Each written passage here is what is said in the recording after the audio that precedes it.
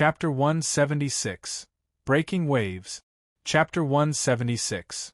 Breaking Waves. Xiao Qie headed south from Bianbo camp to join up with the Zizhou garrison troops at the borders of Libei. But instead of continuing south, he chose the same route Shen Zichuan had taken and took a detour to the west of Dunzhou. The troops could only advance at night in order to not alarm King Yi of Fanzhou, but fortunately, he made it just in time. Shen Zichuan leaned over to sniff Xiao Qie. Xiao Qie would not let him get his wish and lifted him high. In retaliation, Shen Zichuan clutched him by the front of his clothes. Xiao Qie stayed conscious of Shen Zichuan's bandaged right hand, worried that he would worsen the injury if he so much as exerted force on it, so he had no choice but to lower Shen Zichuan and let the latter sniff all he wanted. "It has been 2 days since I last bathed too." Shen Zichuan pressed his knee up against Xiao Qie and sank into the bedding to snuggle up to him. "Let's bathe together." Rain pitter-pattered on the eaves, sounding as if it was being scoured by countless amounts of tiny brushes. Xiao Qie opened up his chest to Shen Zichuan, and Shen Zichuan lay on top of it. That loosened collar of his gave him a laid-back air. Every inch of his skin was seeking out Xiao Qie. He was this relaxed, as if the sensuality oozing off him was unintentional, and all these expressions of his, innocent. Shen Zichuan had the ability to turn his exhalations of breath into murmurs. In Xiao Qie's eyes, Shen Zichuan was a natural beauty. The expression in those eyes tantalized Xiao Qie's heart the same way his warm fingertips grazed against the surface of the lake in Xiao Qie's soul, stirring up ripple after ripple. Shen Zichuan had moments where he would plead. Every time he could not bear it anymore, he would tearfully call out all of Xiao Qie's forms of address, yet he could even make the way he pleaded sound so intoxicating. They had always been in sync with one another in bed, each with the ability to mutually read even the slightest moan and groan that passed between them. Such unparalleled ecstasy was derived from the way they fit so perfectly together. If Xiao Qie wanted to hold his own against a lover like this, he had to be a wall, one that could stand firm against the incoming waves. "Sure," Xiao Qie's expression suddenly shifted as he said in a frivolous tone. "I'll bathe with you." Shen Zichuan found the expression in those eyes ominous.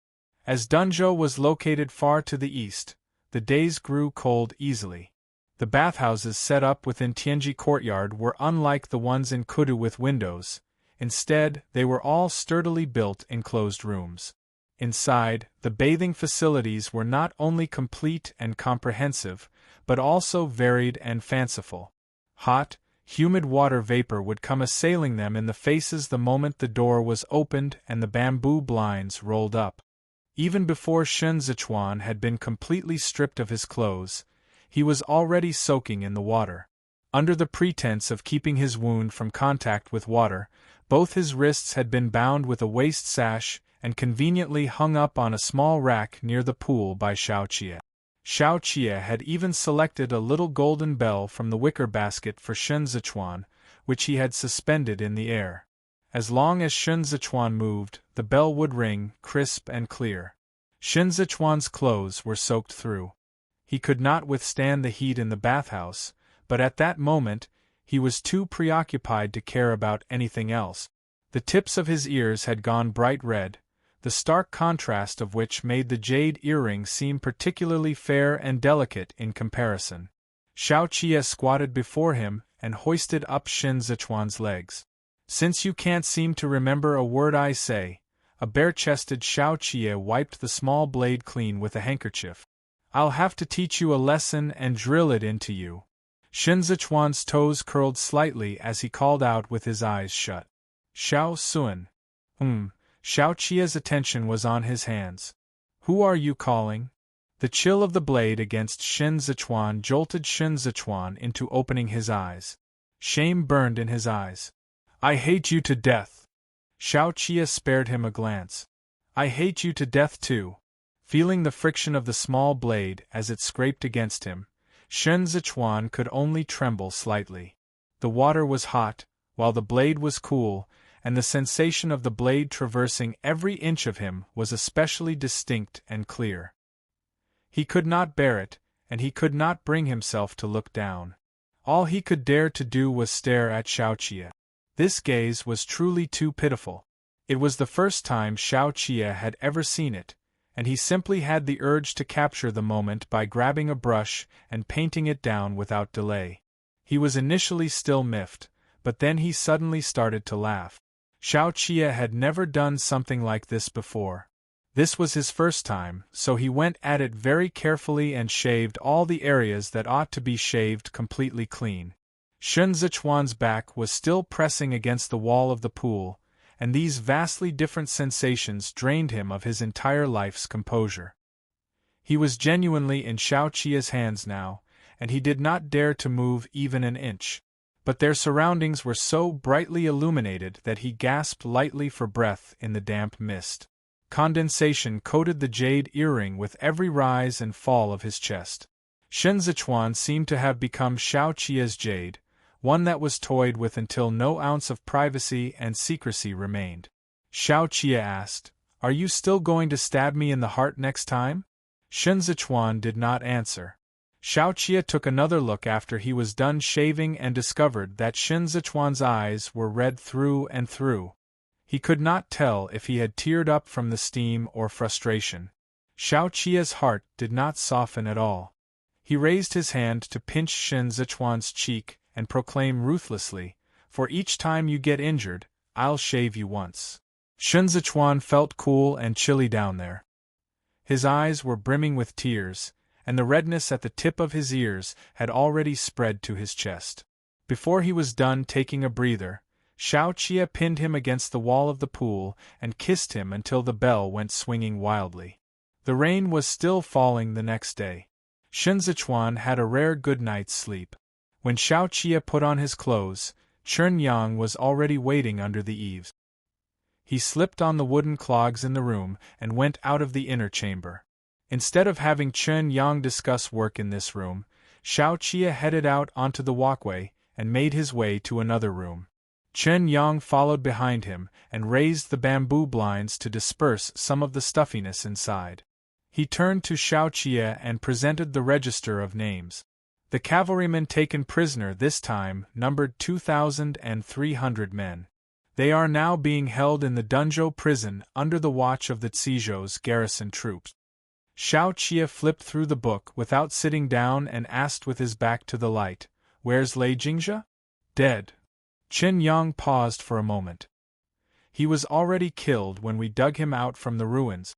Based on his injuries, he died of strangulation." Xiaoqia set down the book. He recalled the injury on Shen Zichuan's right hand. After standing for a while, he said, "Don't wait until we return to Cizhou. It'd be too late. Write a letter now and have it sent to Qidong post-haste. Use my personal seal." At this point, he paused again and turned around, or rather, affix Lanzhao's seal. This matter concerned the situation in Zhongbua, and personal relationships must not be brought into the mix during the discussions with Qi Juin. Qi Juin was already doing her part as a friend by taking care of Lu Pingyan on Lu Guangbai's behalf. Xiaoqia's personal seal represented Li Bei, and if they kept on asking favors of her, they would not be able to repay this debt. Moreover, Shen Zichuan was the one in charge of Cizhou now. As a commanding general of Li Bei, affixing his own seal would diminish Shen Zichuan's authority and prestige. Shen Zichuan still had to deal with Qi Juin in the future, and it would be inconvenient for both parties to act if they had to show him consideration and take him into account. Lei Jingjia is the main perpetrator behind the turmoil and unrest in the two prefectures of Dunzhou and Duanzhou. This time, he even led the Bianxia cavalry into Dunzhou. Li Bei and Cizhou joined forces to attack the enemy. "We fought the Bianxia people for the sake of the Zhongbua's commoners," Chen Yang said smoothly. "We are not in the wrong, even if news of this incident were to spread to Kudu. We are not in the wrong only because Kudu has no soldiers," Xiaoqia said, "otherwise there would be tens of thousands of accusations and charges slapped on Lanzhao. But just as a cornered dog would jump over a wall, a desperate man would be driven to drastic measures. Dunzhou is already in our possession. Lanzhou now has 3 prefectures under his control. Even if Shuexiuzhua and the Empress Dowager have been too busy with their own affairs, they are going to start thinking of ways to bring Lanzhou under control. The best way is to set Qi Juin loose to take down Fanzhou first, so that Cizhou loses their barrier in the southeast. But this matter was not of utmost urgency. The Bianjuan commandery was presently unmanned, and Qi Juin had already moved from Songjuan commandery to Bianjuan commandery to hold the fort and patch up the gap in defenses on Lu Guangbai's behalf. The Bianxia people transferred Hassan from the southeast to the north, yet this did not give Qidong an unfair advantage over them. Amur was still deploying his elite troops and generals here. That Xiao Qie was able to make it to Cizhou this time was also due to Xiao Fangxiu. Duanzhou was left without soldiers after the defeat of the Zhongbua's troops, and consequently, this place became a vulnerable weakness of Dazhou. But Amur did not invade a second time. Instead, he concentrated his troops in the north and southeast. It was as if he was specifically bypassing Zhongbua to chip away at the 2 tough nuts that were Libei and Qidong. Xiao Fangxiu thought that Amur was using diversionary tactics, and the emergence of the Scorpion's squad made Xiao Fangxiu all the more certain that Amur had not given up on Zhongbua at all. For this reason, he had to take Shen Zichuan's proposal to rebuild Zhongbua's line of defense seriously. Xiao Qie made a few inquiries about Duanzhou's military affairs. They had only just discussed the armory when they saw Gu Jin enter. "Master." Gu Jin cast a glance at the courtyard and said, "Fei Xing and the others are still kneeling on the veranda." Xiao Qie turned his head aside to look at the overlapping shadows through the window lattice. He did not answer. So Gu Jin did not dare to bring it up again and retreated to the side. There were still bandits in Dunzhou whom they had yet to deal with. The 15,000 men Xiao Qie brought with him were enough to keep them in check with their military presence. Luer could barely even walk properly when he saw Xiao Qie. Seeing that even Lei Jingzhe was dead, he did not dare to start hatching all those plans of his again. But he was, after all, not a decent man, and Xiao Qie had no intent to let him remain around him. Thus, he sent Luer away to Kongling for him to make the necessary arrangements. Xiao Qie did not lay a hand on the Dunzhou armory, as they still had plans to use this place after conquering it. Xiao Qie busied himself around until noon before he remembered that Shen Zichuan was still sleeping. He returned to the room for a look and saw that Shen Zichuan had already gotten out of bed and was presently standing under the eaves listening to Kongling discuss affairs. When Shen Zichuan saw Xiao Qie, he silently averted his gaze. Xiao Qie played it cool, knowing that he had gone too far in bullying Shen Zichuan yesterday, and Shen Zichuan had still yet to get over it. As he had gotten up too early this morning, he lifted the curtains to enter the inner chamber, where he took the chance while he had free time to take a nap. When Xiao Qie woke up, Shen Zichuan was sitting at the desk looking at Cizhou's case files. Xiao Qie wiped his face with a handkerchief and asked, "Have you taken your meal?" Shen Zichuan answered in a muted voice, "No." Xiao Qie wanted to laugh, finding Lanzhou to be quite the pitiful one.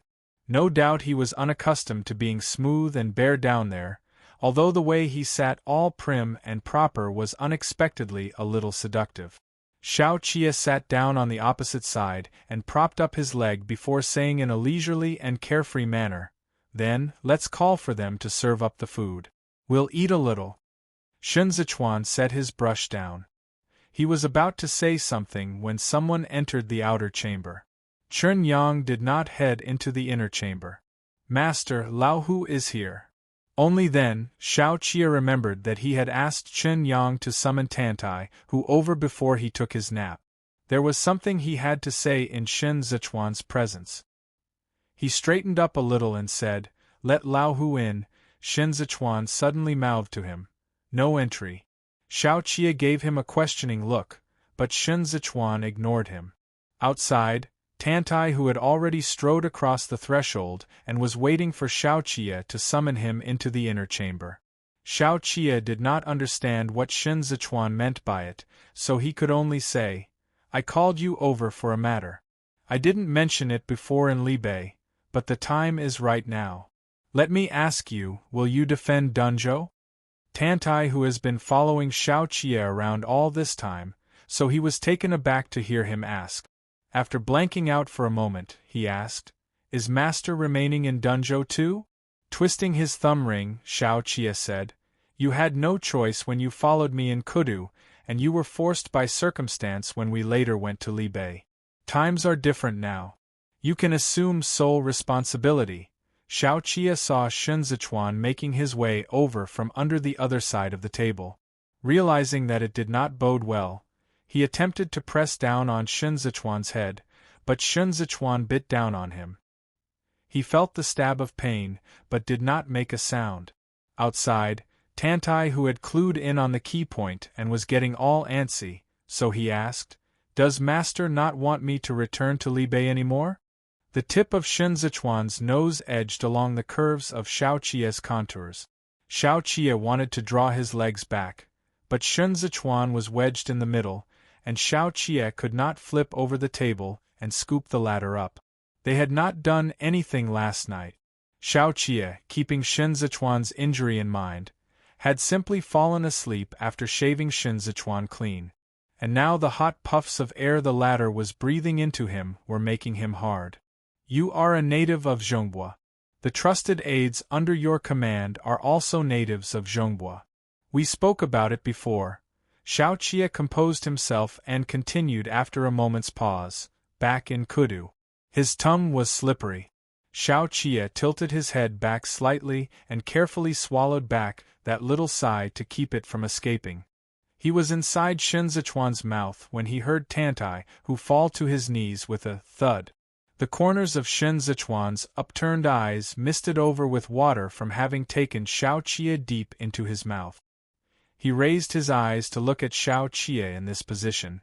The viciousness in them all but turned into glistening waves of ripples that intensified Xiaoqie's desire to bite him. Palms Xiaoqie had nowhere to rest edged up along Shen Zichuan's chin before finally coming to a stop at the back of Shen Zichuan's head. "Don't cry," Xiaoqie said in a raspy voice. "Continue." Tantai, who choked back the tears that had just spilled over, and said as he kneeled outside, "Moss, I followed the Viceroy for 5 or 6 years, and it was all due to the Viceroy's promotion that I could lead the troops. After we left Kudu, it was the Viceroy who trained and nurtured me throughout. When you told me to keep the camp defense layout in mind back then when we fought the Shasen camp in Libei, I thought you wanted me to remain in Libei and guard the camps on your behalf. So why are you leaving me in Dunzhou now?" "Too hot." Xiaoqie could not help but loosen his collar. The waves of pleasure crashed over him and sent tingling sensations up the small of his back. All he could think of was to make Shen Zichuan cry until Shen Zichuan could no longer stir up a storm.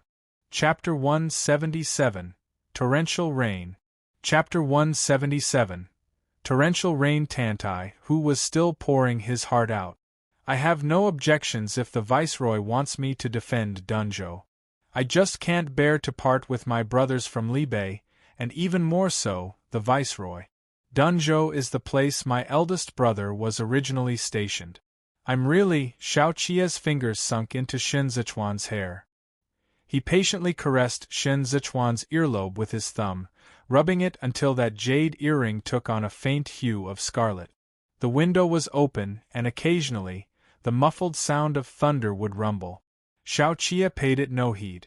Given that the inner and outer chambers were merely separated by a bamboo blind, Tantai, whose voice was extremely clear. Shen Zichuan was hopelessly flushed in the face, and his words inarticulate. He looked so tender that he seemed succulent and ripe for the taking. He had hit upon the idea on the spur of the moment. How was he to know it would be so hard to pull off? Not only was his mouth stuffed to the brim, he was also choked to the point his eyes were watering. When all was said and done, Tantai, who was a bona fide man, and he felt rather embarrassed and ashamed to kneel here and cry. He composed himself and reverted to addressing Xiao Qie by his original form of address. Dunzhou doesn't have a garrison troop at present. Since Master is willing to leave this place in my hands, I will have to prove myself worthy of this kindness. Magnificent waves of pleasure assaulted Xiao Qie closely one after another as he grasped Shen Zichuan's right hand while simultaneously pressing Shen Zichuan's head down with his hand in Shen Zichuan's hair. It was cramped and narrow under the table. Shen Zichuan was unable to endure the heat, and it did not take long for him to be sweating profusely. I'll leave you 5,000 soldiers. Xiao Qie's atoms apple-bobbed. All the future accounts will go through Cizhou. You'll be under Lanzhao's management. If there are any matters of concern, let Lanzhao know as soon as possible. Tantai, who knew Shen Zichuan, was in the inner chamber too. He thought for a moment and said in all seriousness, Dunzhou has to recruit new soldiers and rebuild the city walls. I have to first discuss the exact figure for this portion of the expenditure with the prefectural lord. Tantai, who mentioned some other matters too, all of which were government affairs that required further in-depth discussions. If it had been some other time, Shen Zichuan would have summoned Kong Ling in to draft up a document with Tantai who. But he was in no position to be distracted at this moment, and even if he had an opinion, they would all vanish at the press of Xiao Qie's hand. The waves in those eyes built up until they eventually consolidated into water droplets that fell off like beads tumbling off a broken string. This was too stimulating a scene. Xiao Qie tightened his grip. The sound of the rain was loud at times and soft at others. Shen Zichuan could not hold in his saliva. In this harried moment, he did not even know when Tantai who had taken his leave. Xiao Qie lifted a leg and kicked the table away. Muffled thunder suddenly crashed through the sky. The rain poured even harder, pelting at the windows noisily as broken beads of water splashed all over. Xiao Qie did not go anywhere else. He remained here, leaning against the chair to teach Shen Zichuan a lesson. Both of Shen Zichuan's hands were bound behind his back as he straddled Xiao Qie with his face to him, murmuring under the din of the rain. Too smooth. In just a couple of times, Shen Zichuan could not take it all in anymore.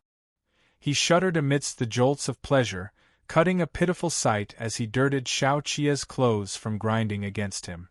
Xiao Qie did not play tricks this time. He bound those two wrists of Shen Zichuan's in place, letting him plead for mercy all he wanted with those Yansun of his.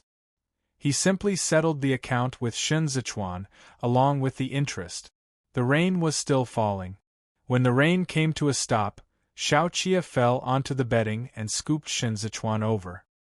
He was still grasping the latter's right wrist as he secured him where he was. Shen Zichuan drifted off and woke up again, his head resting on Xiao Qie's chest as he mumbled something incoherent. Xiao Qie listened for a long time but could not get what he was saying. He was so tired and sleepy he could barely open his eyes. He gave him a vague reply, and both men grunted incongruously for a moment, with neither making sense of the other, before gradually sinking into a deep sleep. He slept until noon the next day, and while he was still half asleep, he heard Shen Zichuan calling for him. He opened his eyes and dazedly said, Shen Zichuan, too sleepy to raise his head, grasped Xiao Qie's little braid tightly. Xiao Qie slept for a while longer, but with military affairs still on his mind, it did not take him long to wake up. He had been going at it too hard last night, and now he rolled over to pin Shen Zichuan down. Get up. Time to drink the medicine. Shen Zichuan covered Xiao Qie's forehead with his left hand and pretended not to hear. Xiao Qie sighed and buried his head into Shen Zichuan's chest to nuzzle against him until Shen Zichuan sank into the bedding. He said in a muffled voice, Shen Lanzhao, help me out of bed. The pressure on Shen Zichuan made it hard for him to breathe, and it did not work when he clutched and tugged Xiao Qie's little braid either, so he could only open his eyes and say feebly, My waist is sore and my knees are hurting. I can't get up. Shao Qie reached his hand under Shinzichuan and helped him up with his hand supporting the latter's back, then hoisted him over himself before getting out of bed. Shinzichuan was still in a daze when he was set down into the water. He leaned against Shao Qie, truly not wanting to even move his finger. Shao Qie did not want to move either, so both of them remained in this position as they soaked in the water.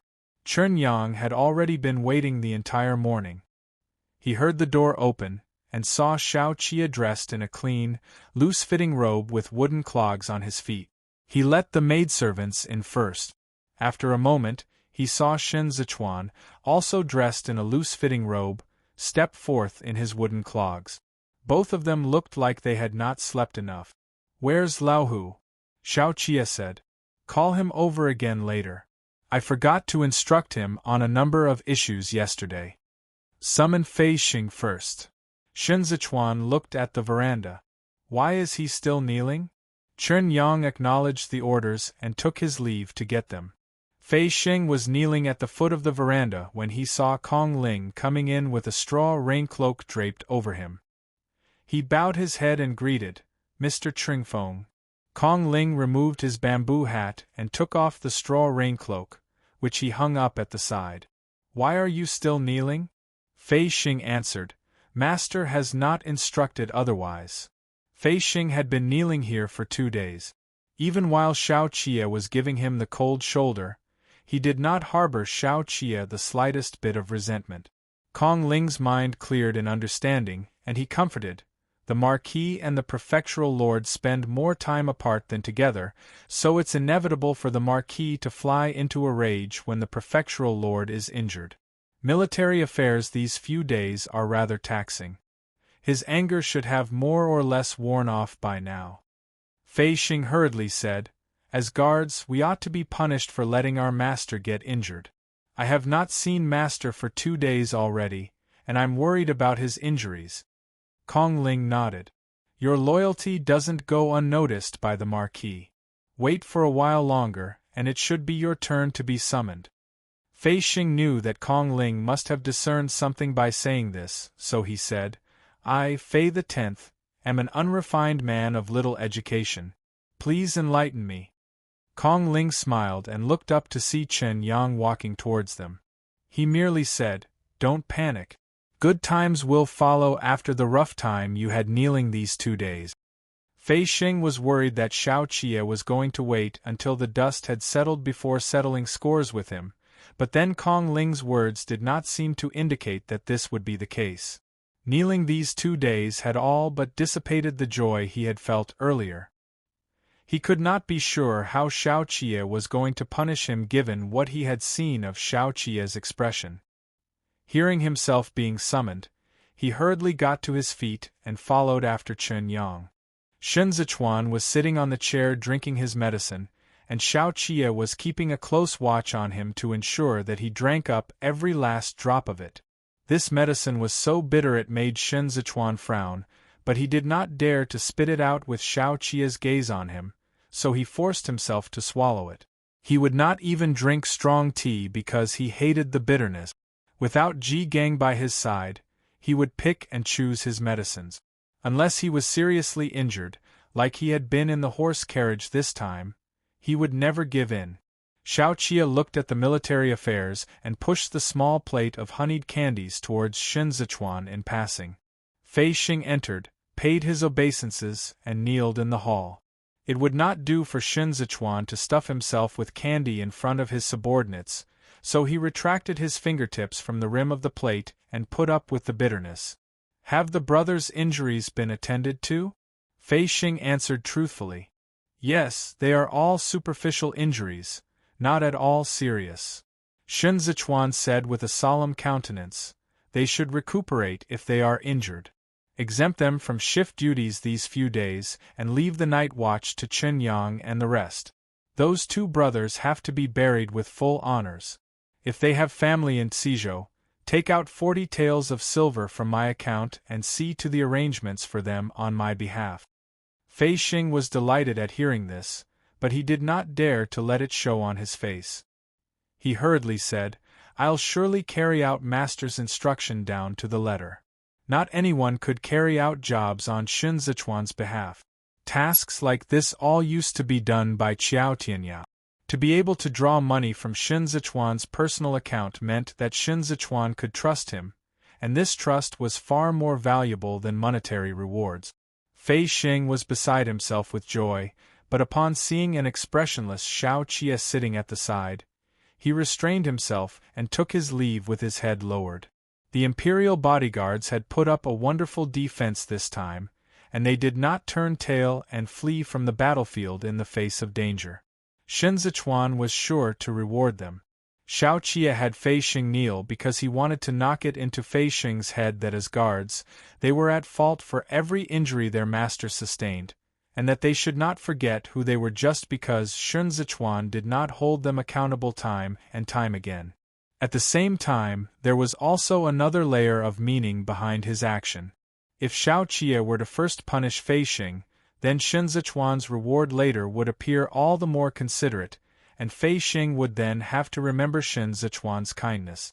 Shun Zichuan turned his head, wanting to say a word to Xiao Qie during this interval. Xiao Qie raised his hand and stuffed the candy into his mouth. Kong Ling entered. Xiao Qie said with his usual expression, "We have now taken down Dunzhou, but how to go about defending it is a problem. Cizhou has no commanding general at present, so I'm leaving Tantai Hu here, along with 5,000 men from the Imperial Army and Cizhou's garrison troop. We have to step up recruitment this winter. Fortifications of the city are also of pressing urgency." Chun Yang handed the register to Kong Ling. There were some words that were Shun Zichuan's place to say, but he still had the candy in his mouth, so Xiao Qie continued, "Duanzhou's yamen needs to be rebuilt. The household registers have to be clean. Qingfeng, think about it and see if there is anyone from Cizhou's yamen screening process this year that you can assign over to give Tantai Hu a helping hand." The screening of the lesser functionaries of Cizhou's yamen was conducted by Zhou Gui's advisors. 2 men were executed over Gao Zhongxiong's incident the last time, and by handing this task to Kong Ling, Shun Zichuan was giving the advisors of Cizhou another chance. Kong Ling rose to his feet and answered, "There are several decent ones. Once I get back, I'll draft up a list and present it to your lordship for perusal. When the time comes, I'd also like to ask for Yuanzhua to give advice and counsel from the side." By doing this, Kong Ling took the opportunity Shun Zichuan offered him, and in passing, gave Yao Wenyu a boost while lowering his own position. Although Chun Yang had seen advisors before while following Xiao Qie around in the military tents, all of them did not possess the same kind of magnanimous bearing Kong Ling had. Surprised, he cast a glance at Kong Ling. "For certain arrangements, just discuss it in detail with Tantai Hu," Xiao Qie said. "You are originally the advisor of his eldest brother, Tantai Long, so just speak your mind. He respects you deep down and will not dare to give you the attitude." They discussed some more about the governmental affairs in Dunzhou, all of which were plans that had to be drafted and worked out. There were still a bunch of merchants outside the courtyard waiting to see Shun Zichuan. Yen Heru and Harigu had been placed under lock and key too, as there were still questions about the scorpions that had yet to be cleared up. On the other hand, Xiao Qie had to maintain correspondences with Wu Ziyu, who had remained behind in Libei. Snow had already started to fall in Libei, and the various bridle paths were either obstructed or damaged. The convoy squad was handed the task of repairing the paths, but they only had so much money and manpower. The priority of paths to be repaired and the process of repairs were all questions that had to go through Xiao Qie first before a decision could be made. This tiny bit of respite seemed to be all the free time both of them could get. Shun Zichuan did not want to wake up in the morning precisely because there was too much to do. Once the merchants entered, they started to make such a din with everyone trying to get a word in that Xiao Qie regretted it a little. They had been going at it to their heart's content the night before, and as a result, Shun Zichuan had to hang in there and drag his lackadaisical self to handle the day's affairs. With that thought in mind, Shao Chia turned his head around to look at Shen Zichuan. But who would have known that Shen Zichuan would be leaning against his chair listening to the merchants make a ruckus with a deadpan expression, all the while holding a brush in his hand to draw a tortoise on the paper. So Shao Chia laughed, and saw Shen Zichuan write his name, Shao Sun, on it. 1. Chapter 178. Merchants. Chapter 178. Merchants worried about their respective businesses.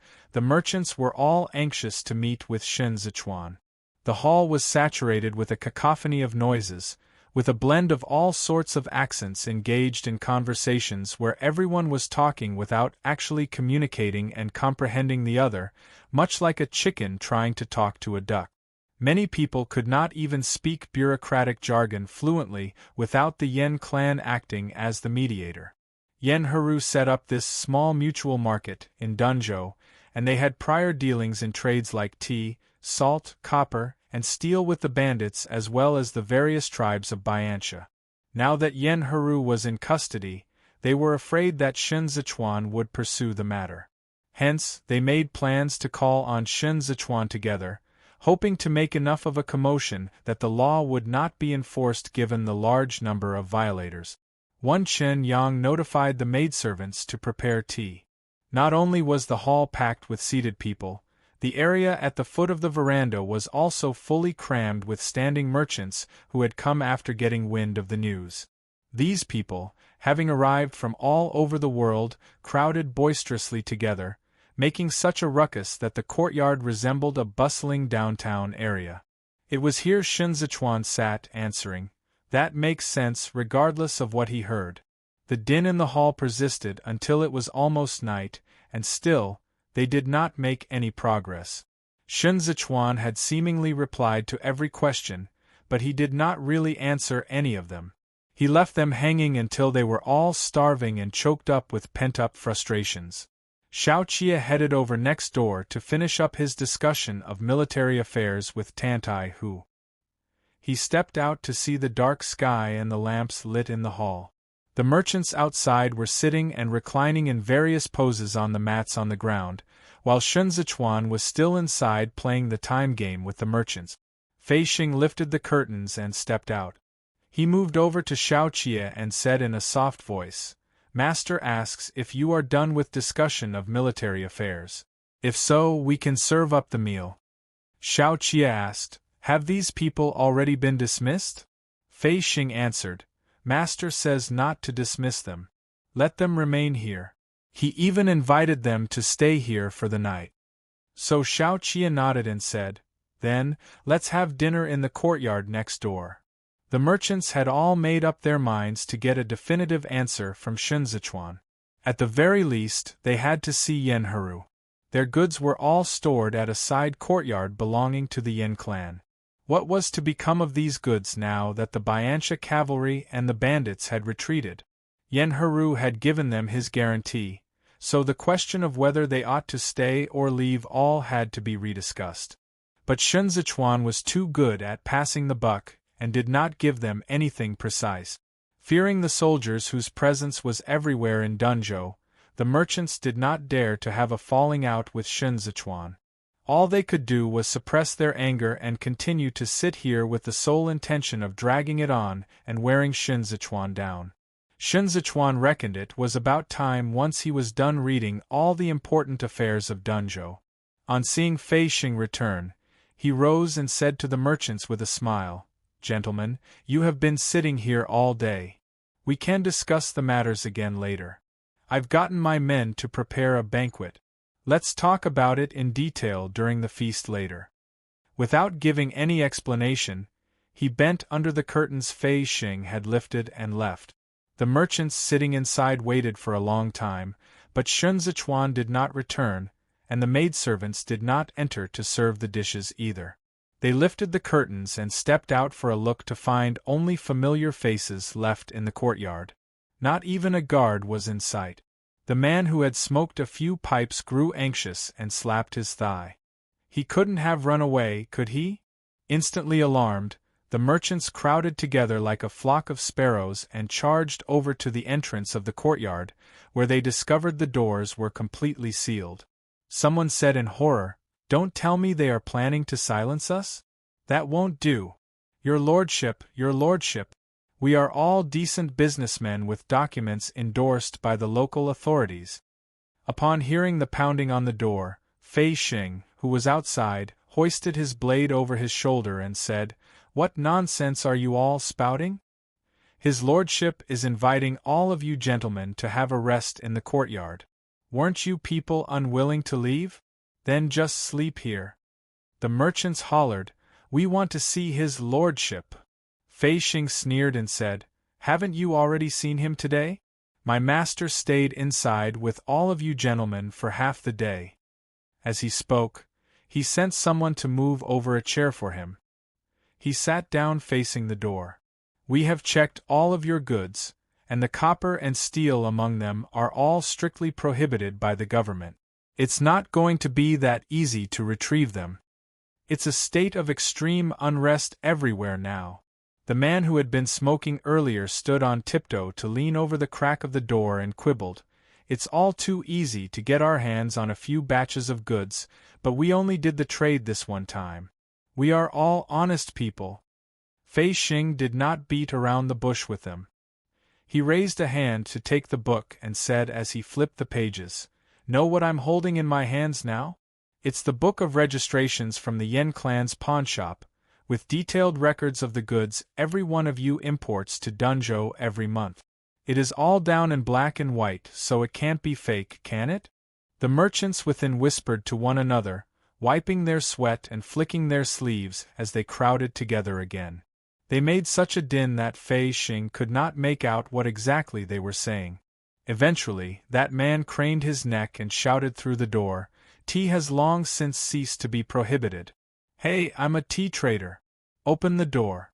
Don't implicate the innocent. Zhongbua has been in such a state of decline these 2 years. Who are you selling tea to in Dunzhou? The Yen clan themselves is the largest tea merchant in the south." As Fei Xing spoke, he lifted his Xiuquan blade and rapped hard on the door panel with the sheath. "Stop making a ruckus. Hurry up and spit out the truth." "What truth do you want us to spit out?" The man stubbornly refused to admit it. "The goods are all recorded clearly in the book. Just match the goods with the records in the book, and it will all be clear." Fei Xing swung the book in his hand and said, "None of you will be able to escape if we send this to Kudu and hand it over to the Yamen. Let me tell you this, my master is a benevolent man. He's giving you the opportunity to make amends. All you need to do is to list down truthfully on paper who you consulted with in Dunzhou and who you converted the silver for, and I'll immediately open the doors and let all of you out. All past accounts will be written off too. Other than tea out of the quartet of tea, salt, copper and steel, the last 3 were all materials controlled by the imperial court. The Shi clan could set up a copper mine in Jueshi because they had special permission, as decreed by the imperial edict. They had to audit the accounts with the Ministry of Revenues and the Ministry of Works on a monthly basis, as well as assign supervisors for the specific purpose of supervision. But this errand was a lucrative one with plenty of potential to harvest ill-gotten gains, and the supervisors, all of whom were picked by the Ministry of Revenue, were often in cahoots with the Shi clan. They colluded to falsify accounts for submission to the imperial court, which in turn helped the Shi clan to conceal the copper and steel. All the flow and movement of copper and steel outside the Shi clan could be seen as collusion between the local officials and merchants. These coppers and steels were just like the military provisions that were stolen from within Dazhou in exchange for huge profit. Yen Haru's operation of the pawn shops and pleasure houses in Dunzhou was not just meant to provide the various merchants from all over with a place to trade, but also to dispose of stolen goods on behalf of the local officials. It was here he had the goods converted into silver. Luer had not given a complete account when he led Shen Zichuan's squad into Dunzhou. That was, the need for a specific secret signal to enter Dunzhou was not just for the purpose of playing by the rules. Once Fei Xing was done speaking, an uproar broke out on the other side of the door. All kinds of accents could be heard among the din as the merchants crowded and jostled noisily at the door. Fei Xing closed the book, lifted the recently brewed tea in his hand, and blew at it as he savored it. Before dinner time, Chun Yang had given the kitchen instruction to prepare fish, and as a result, Shun Zichuan ate an extra half a bowl of rice. The remaining half of the fish ended up in Xiao Qia's tummy. As long as the second young master did not have to pick out the fish bones himself, he was more than happy to consume fish to his heart's content. After their meal, both men stood under the eaves and listened as the merchants in the courtyard next door cursed and swore. Xiao Qia rinsed his mouth and said as he wiped it, "Isn't there still a scorpion? Let's call him over now. I have a question for him." Chun Yang left to summon him. Xiao Qia turned towards Shun Zichuan and asked, "You haven't been calling for Ding Tao to stay by your side these days. Why is that?" Shun Zichuan replied while looking at Xiao Qia, "Lei Jingzhe is in Dunzhou. If there is no one keeping watch on Li Xiong, he might run out to look for Lei Jingzhe. Ding Tao is his playmate, so it's only fitting for the two children to keep each other company." Xiao Qia raised the teacup in his hand to take a sip. He appeared to have believed Shun Zichuan. When Shun Zichuan tilted his head, he exposed part of his neck, which was decorated with faint traces of Xiao Qi. Set against those marks, the jade earring appeared even whiter in contrast. Shun Zichuan did not continue the conversation on Ding Tao. Instead, he said, "The arm guard was previously damaged. I'll get another one made when we return to Cizhou this time." Thinking about the arm guard reminded Xiao Qia of Hassan. He looked into the night and said, "It's still usable after some repairs." Xiao Qia had never mentioned Hassan to Shun Zichuan. That defeat had silenced him quickly, concealing away all those lofty sentiments and ambitions of his. Transporting supplies was truly exhausting, but everyone was exhausted in Li Bei. Even Lu Yizhi was patching up old coats all day to provide warm winter clothes for the battlegrounds. Xiao Fengshu had kept the blade that was Xiao Qia back in its sheath, holding him back from putting all of his brilliance and talents on full display, but Xiao Qia was glad to endure this hardship. He was willing to bide his time and wait for the right opportunity. "I'll get 2 made for you," Shun Zichuan said seriously, "and engrave my name on them too." Xiao Qia raised his arm and pinched Shun Zichuan's chin. After a moment's pause, he said, "Let's not engrave any names on the arm guard." Blades and swords did not discriminate between friend or foe on the battlefield. Injuries and deaths in war were inevitable. Xiao Qia was unwilling to let Shun Zichuan risk his life out there with him, not even with his name. He wanted a good omen. He wanted Shun Zichuan to live to a ripe old age. Haragu was locked up together with Yen Haru. Both of them had already been starving for 2 days. He was still wounded, and his lips were parched when he was dragged to the veranda under the eaves. He braced himself, barely hanging in there. Xiao Qia squatted down and shrouded Haragu under his shadow. Gu Jin immediately pressed Haragu's head down and brushed aside his hair to reveal the scorpion tattoo on the side of his neck. "Scorpion of Gedale," Xiao Qia asked gravely, "what are you doing in Zhongbua?" Haragu's arms were tightly bound. He scuffed the ground, refusing to answer. Gu Jin gripped him by the throat and yanked his head up in Xiao Qia's direction, then said coldly, "Answer the question." Haragu breathed heavily as he cast a swift glance at Shun Zichuan, who was standing by the door. But this one look infuriated Xiao Qia, and Haragu's head was almost instantaneously slammed down onto the ground. Sounds of him struggling rang out as he was pressed against the icy cold wooden floorboards. "I'm not the enemy." Haragu could not break free. He felt as if he was being crushed by an iron arm. He did his utmost to look up, but all he could see was Xiao Qia's boots. "Help me, Shin." Xiao Qia was expressionless. Gradually, Haragu ran out of breath. His cheeks scraped against the floor, and while he was on the verge of death, he shouted, "There is still a lot more I have to say." He gasped hard for air. Don't you all want to know about Bai Cha? Xiao Qia responded. Before you learn to answer, we don't want to know a thing.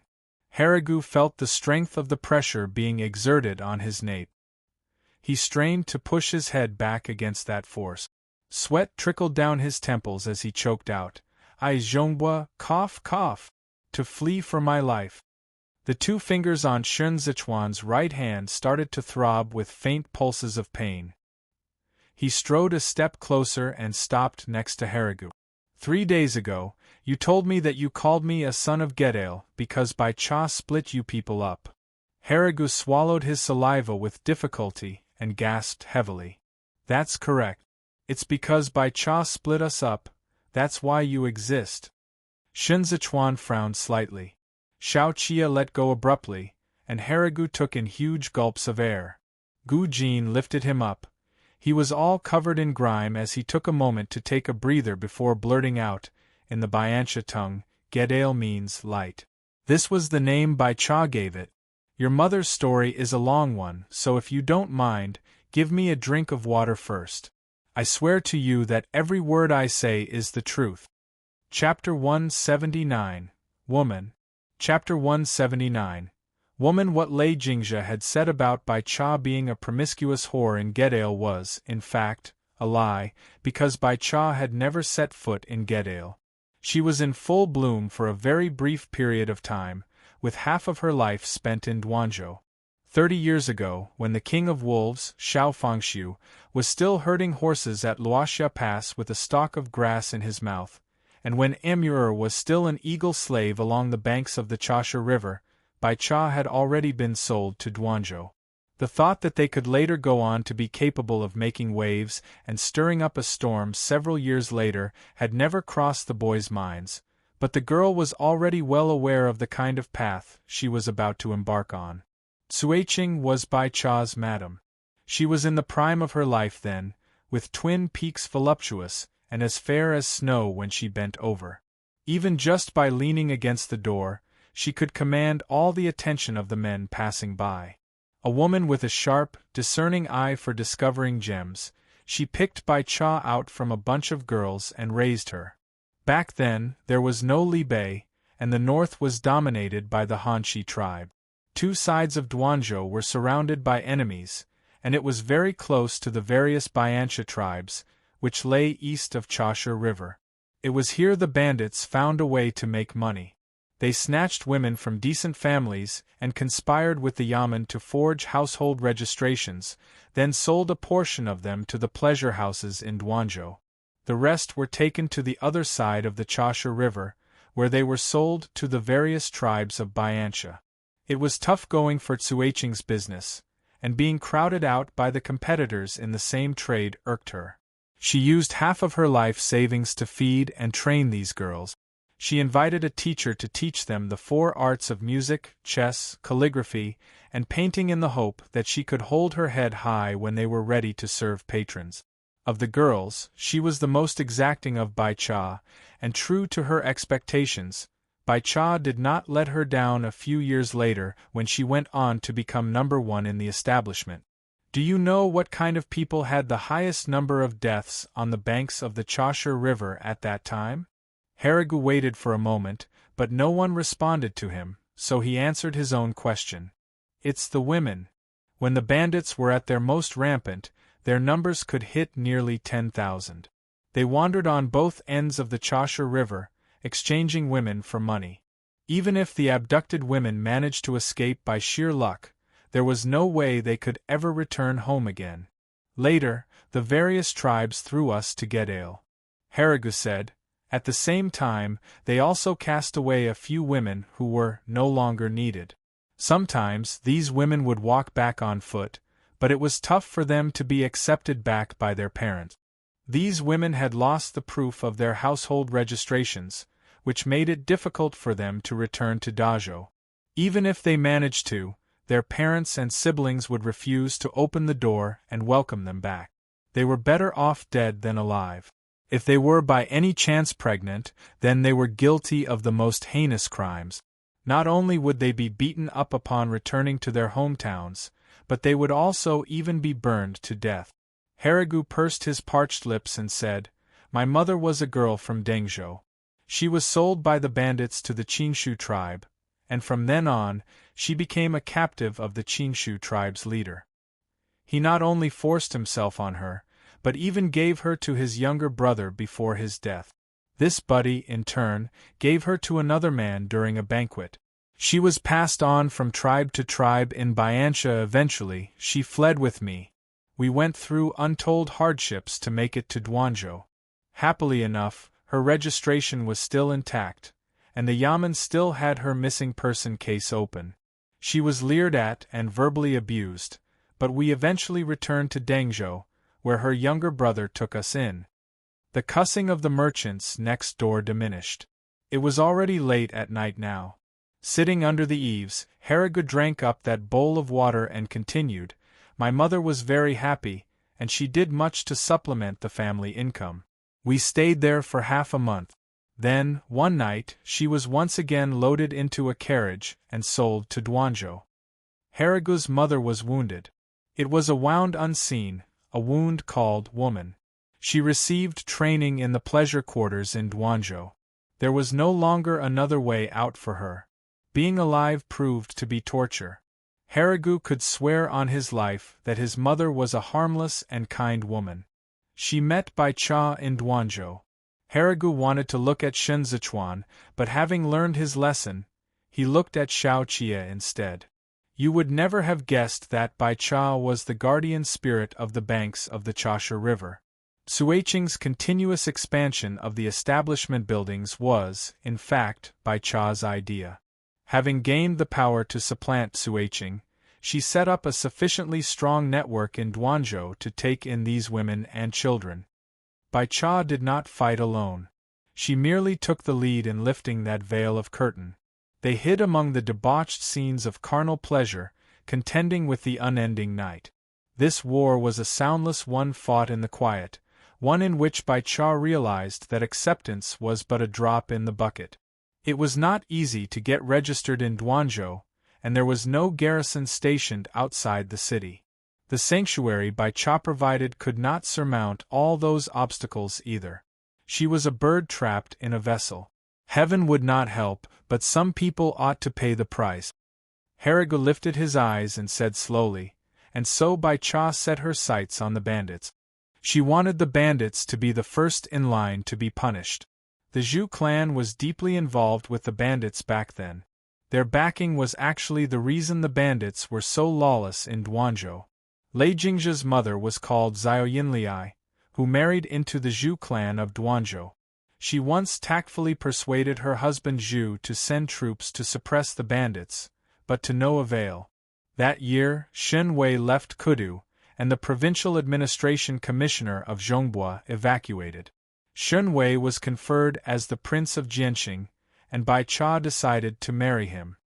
For many years after Shen Wei met Bai Cha, he could not be sure if that encounter had been intentional or coincidental. But Shen Wei's heart was already enraptured. He even splurged on thousands of gold before eventually winning the heart of the beauty and taking her home in his embrace. After Bai Cha married Shen Wei, Xiao Yinliai gave birth to Lei Jingzha. During Lei Jingzha's full-month celebration feast, Bai Cha went to have a talk with Xiao Yinliai, who subsequently put in another suggestion to her husband Zhu. This time, she told him that Shen Wei would soon start a thorough investigation in Zhongbua, and if her husband still wanted to remain an official, he had to cut off ties with the bandits immediately and make the first move against them.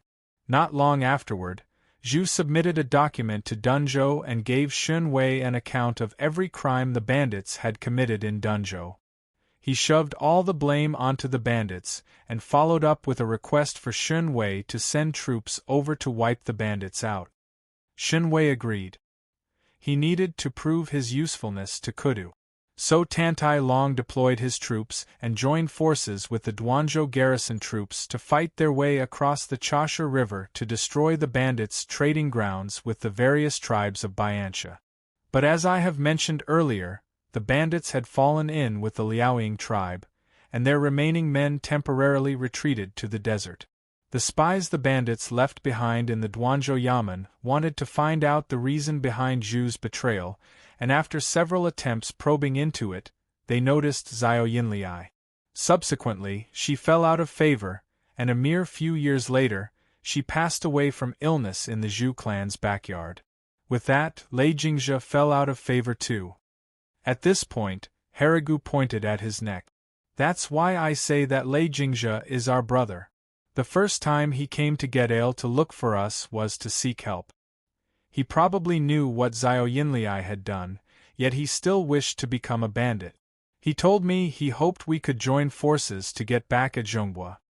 He wanted to establish a new military force here and proclaim ourselves kings in Dunzhou and Duanzhou. After I rejected him, I assumed he gave up on the thought, but instead, he threw in his lot with Amur. Shen Zichuan repeated the same question. Why did you say Bai Cha split up Gedale?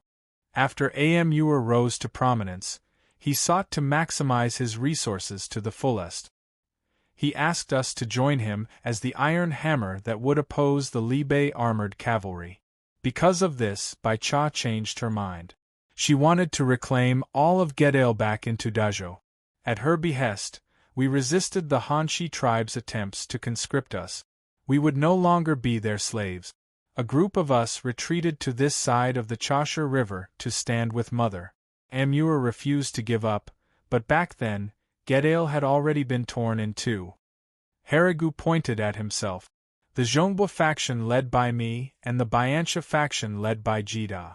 Jida believed that there was no way to obtain land by relying solely on the strength of women, and we needed a place that could serve as a permanent residence. On the other hand, I did not think that the people of Baianxia would be open to reason. We still had to serve as slaves by following Amur, and they would never give us bastards any cattle or sheep. In the end, we went our separate ways. But Bai Cha died. Shen Zichuan recalled that particular dream, where Shen Wei's terrified face lay hidden behind the swinging bead curtains. He clenched his right hand again. This was the hand that killed Jida and Lei Jingzhe. He swiftly weaved a web in his mind, connecting the dots he had yet to completely figure out. Once Bai Cha was killed, Gedale was as good as Amur's. Shen Zichuan looked back upon all that had happened in Kudu in the beginning. And this was the real prelude to the defeat of the Zhongbua troops. Chapter 180, Shen Wei. Chapter 180. Shen Wei. It all dated back to the time during the reign of Emperor Guangqing. Shen Zichuan was of the opinion that the resurgence of Yongyi brought about by Emperor Guangqing had been Dazhou's last hope. Although it had been short-lived, it had brought on an emerging wave of countless talents.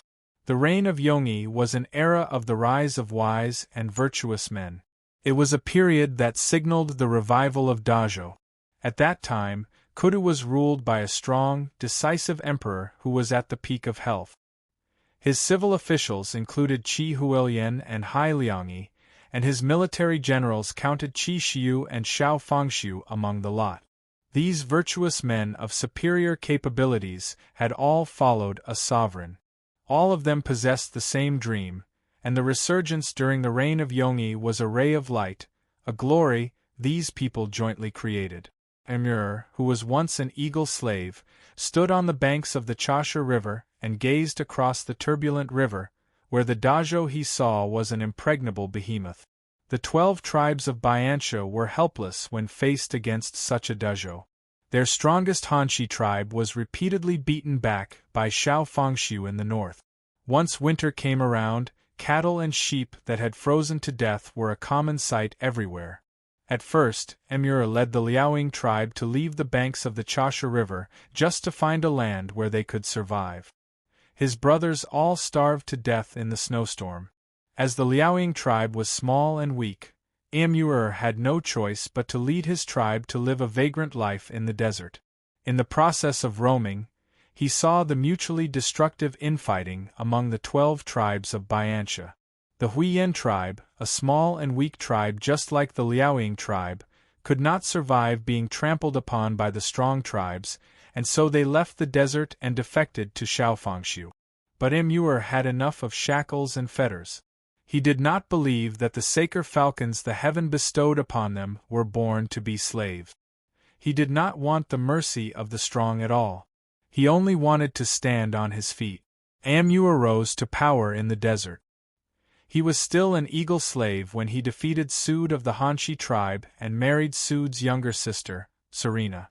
The next time Amur faced up against Dazhou again, his opponent was Xiaofangshu. Amur came to the realization that the 12 tribes of Bianxia had to be united like Dazhou. He had to become the ruler of the desert and grow to be as powerful as Emperor Guangqing, so he started to swallow up the other tribes. But the Libe armored cavalry had military supplies and gears, and the construction of their iron wall proved to be an impregnable defense that prevented Amur from penetrating deeper into the territory.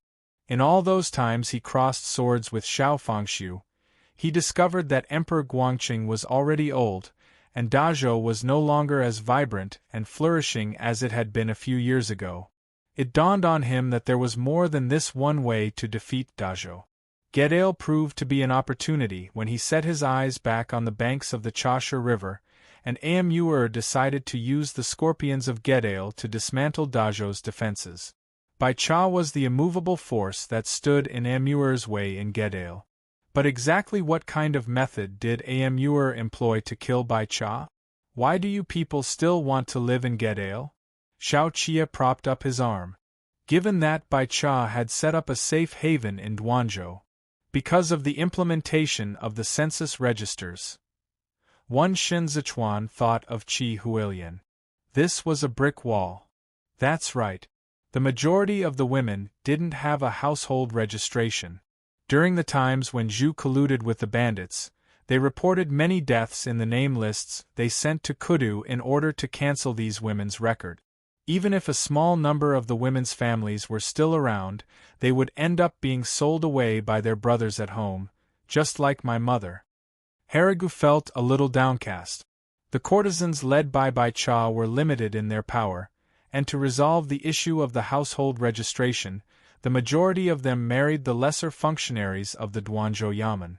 Bai Cha partitioned an area in the pleasure quarter as our residence and raised the children there. But as the number of people increased, it became extremely tough to hide ourselves.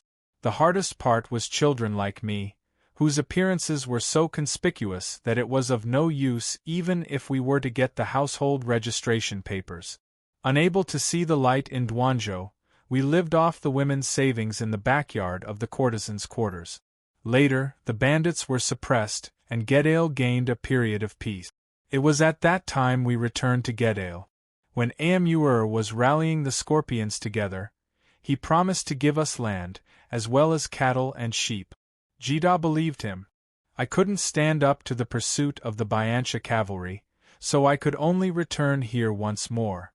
After Bai Cha's death, the courtesans continued to help us, but their strength was no longer what it had once been. I led my people to live on the outskirts of Duanzhou.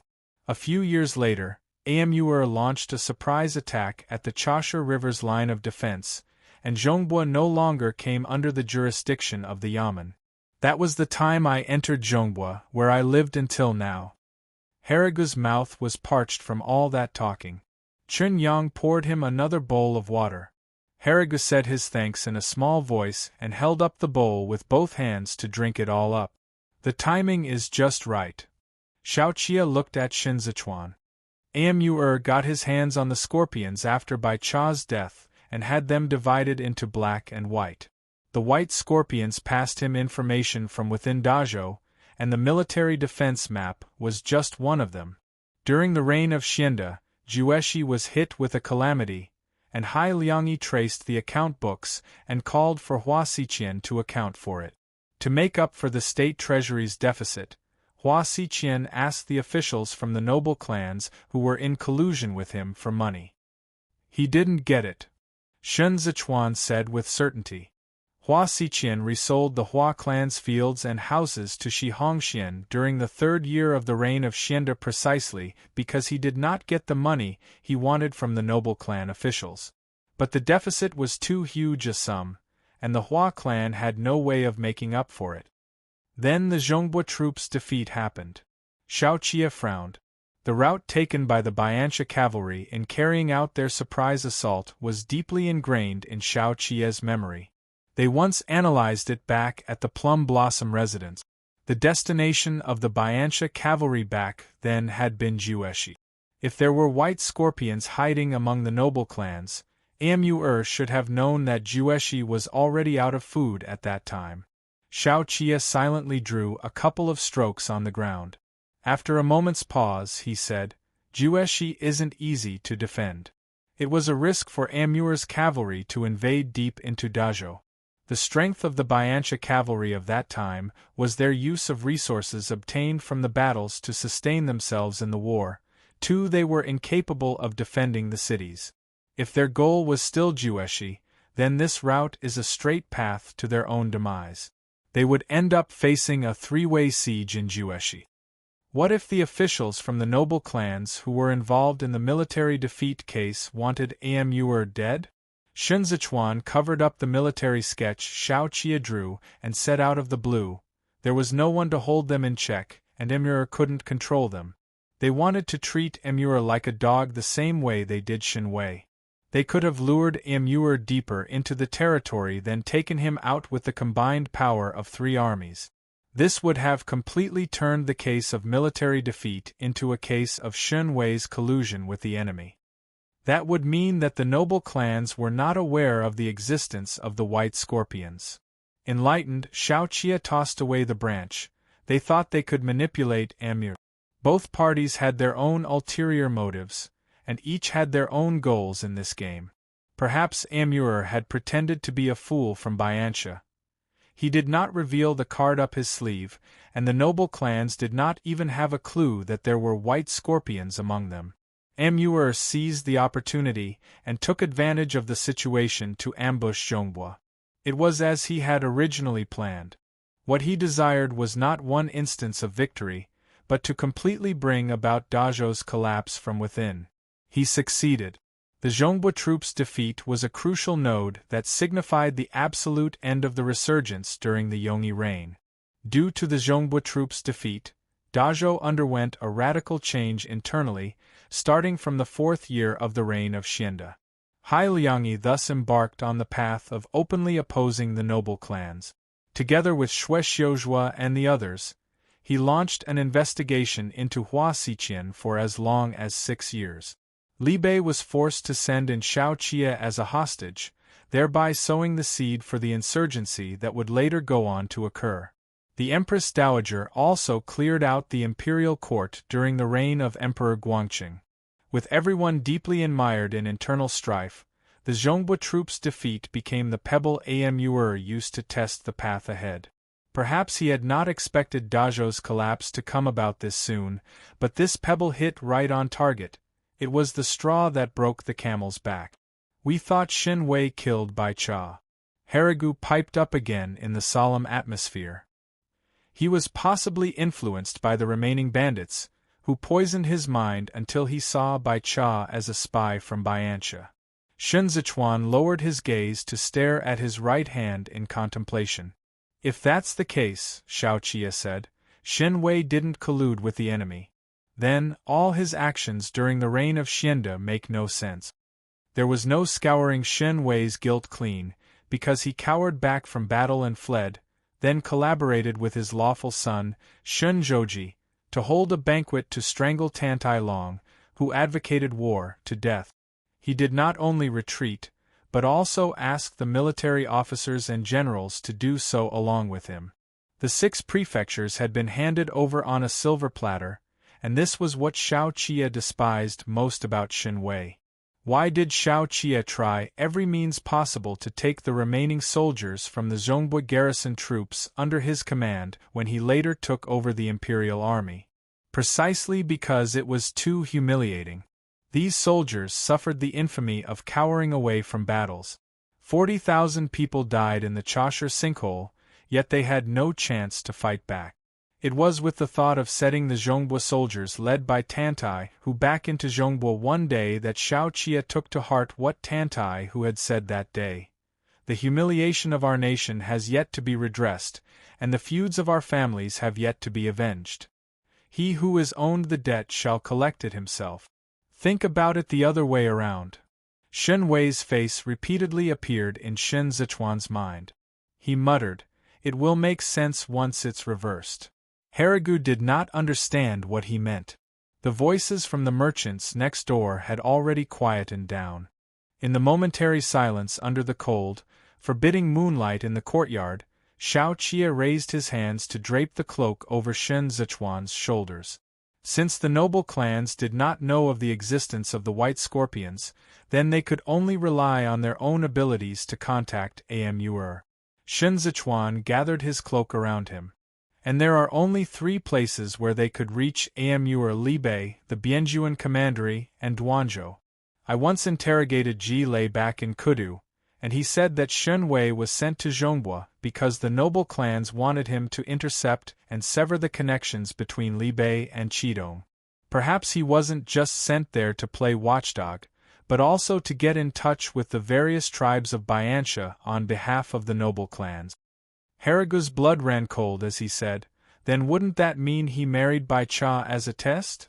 Shen Zichuan swiftly organized his line of thought and said in a clear, methodical manner, "Zhu gave the bandits free access in and out of Duanzhou as they pleased. Even the women of Dengzhou suffered greatly because of it, so it wouldn't stand to reason for there to be fewer victims in Dunzhou. Dunzhou and Duanzhou are so close to each other. It was impossible for Tantai Long to be in the dark about the bandits' selling of the women. Ever since I heard Harigu mention Zhu's forging of the household registrations, I've been harboring a guess. Zhu was merely a minor prefect at the frontier. How could he have the ability to alter the census registers far away in Kudu? Zhu had backers, and these people were not men Tantai Long could lay his hands on. Shen Wei came to Zhongbua to conspire with Zhu, and he went to Duanzhou to investigate the network Bai Cha had concealed. This was also the part that had baffled Shen Zichuan earlier. If Bai Cha had been able to pull the wool over Shen Wei's eyes, then it was implausible how the bandits in Dunzhou had been able to find out and trace it to her so easily. She married Shen Wei to put an end to the banditry, and Shen Wei's deployment of troops to eradicate the bandits had been to test Bai Cha. Before his death, Ji Lei had mentioned one thing. Shen Wei acted on the Empress Dowager's orders and colluded with Ji Lei to fabricate the Eastern Palace rebellion case. They killed the crown prince at Zhao Zui Temple. Not long afterward, Shen Wei noticed the presence of spies all around his residence, and there were always people moving around on the roof. He could not sleep at night because of this, thinking that Empress Dowager wanted to get rid of him after he had outlived his usefulness. So he bribed Pan Rugi with a huge sum of money and was subsequently sent to Zhongbua. Shen Wei was afraid of death. He was already suspecting that the noble clans had treated him as a useless pawn to be discarded. For this reason, he went to Zhongbua to seek a way out for himself in addition to helping the noble clans get in touch with the various tribes of Bianxia. He wavered between the noble clans and Bianxia until Amur appeared. Shen Zichuan's eyes were dark. Shen Wei was the scorpion. Footnotes: Huangzi or Yellow Registers / Yellow Book served during the Ming Dynasty to provide basic data for taxation and recruitment based on the household's classification according to their occupation. It was mainly divided into 3 categories: civilian, military, and craftsman. Using the manpower, food provisions, weaponry / armory, money, one obtained from an invaded and occupied city to fund the next battle. Chapter 181 CEN. Chapter 181. CEN. Shen Wei and Bai Cha were husband and wife for quite several years. They were strange bedfellows who shared the same bed but nursed different dreams and worked for different ends. At the same time, they were guessing who the other person really was. In those years, Shen Wei cautioned himself not to feel compassion.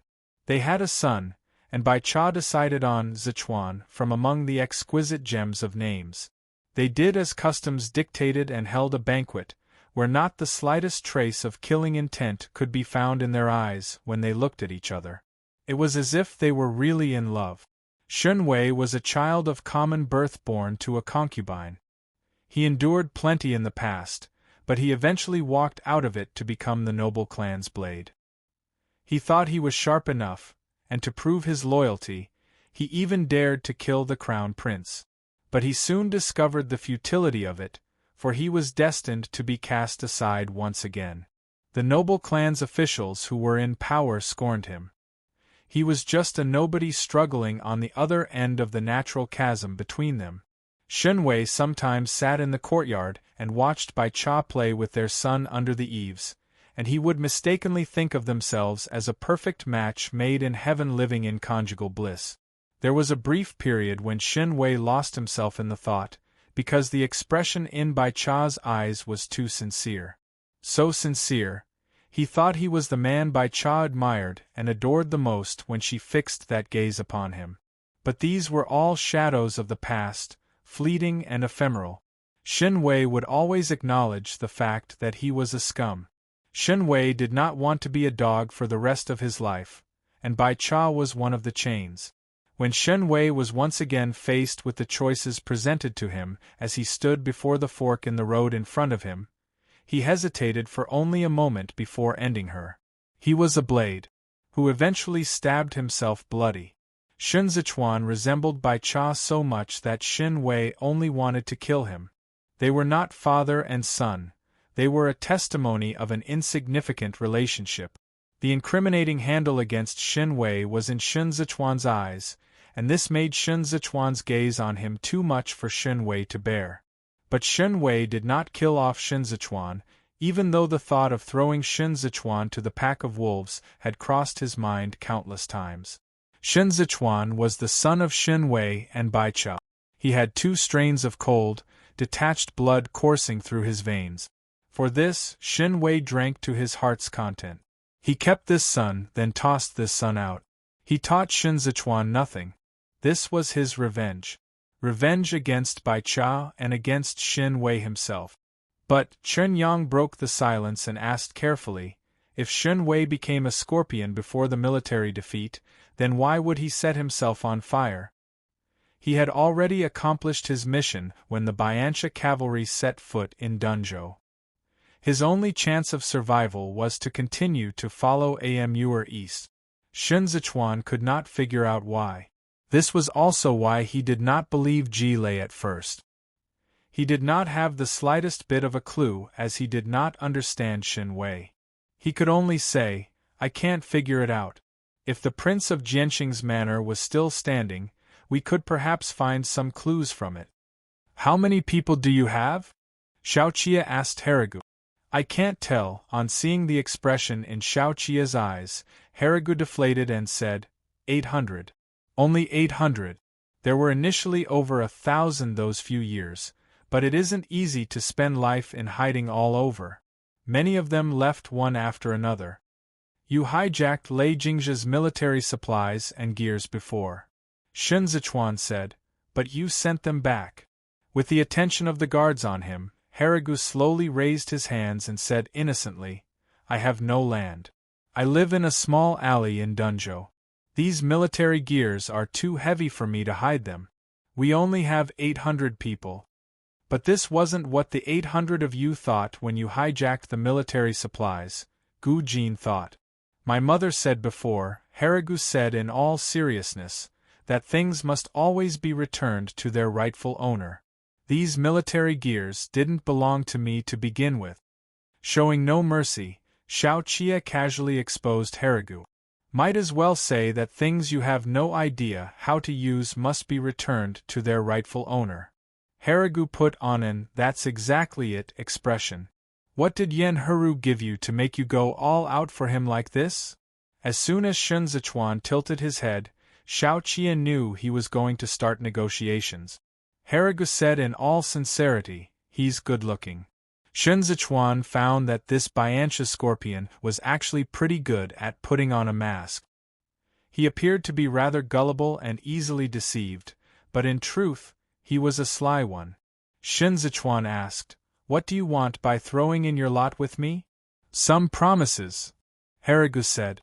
Having been on the receiving end of Bai Cha's kindness, I'm willing to trust you. For this reason, I'll give you one more chance. Shinzichuan held up his index finger and spoke in what could be said to be a gentle manner. After a moment of silence, Haragu honestly answered, I want land, a piece of land that people like me can call ours. What are you going to give me in exchange? Shinzichuan drawled. I'm not lacking these 800 people of yours. We are all people your mother left behind. Haragu said, You can regard us as elite soldiers. Bai Cha is Bai Cha.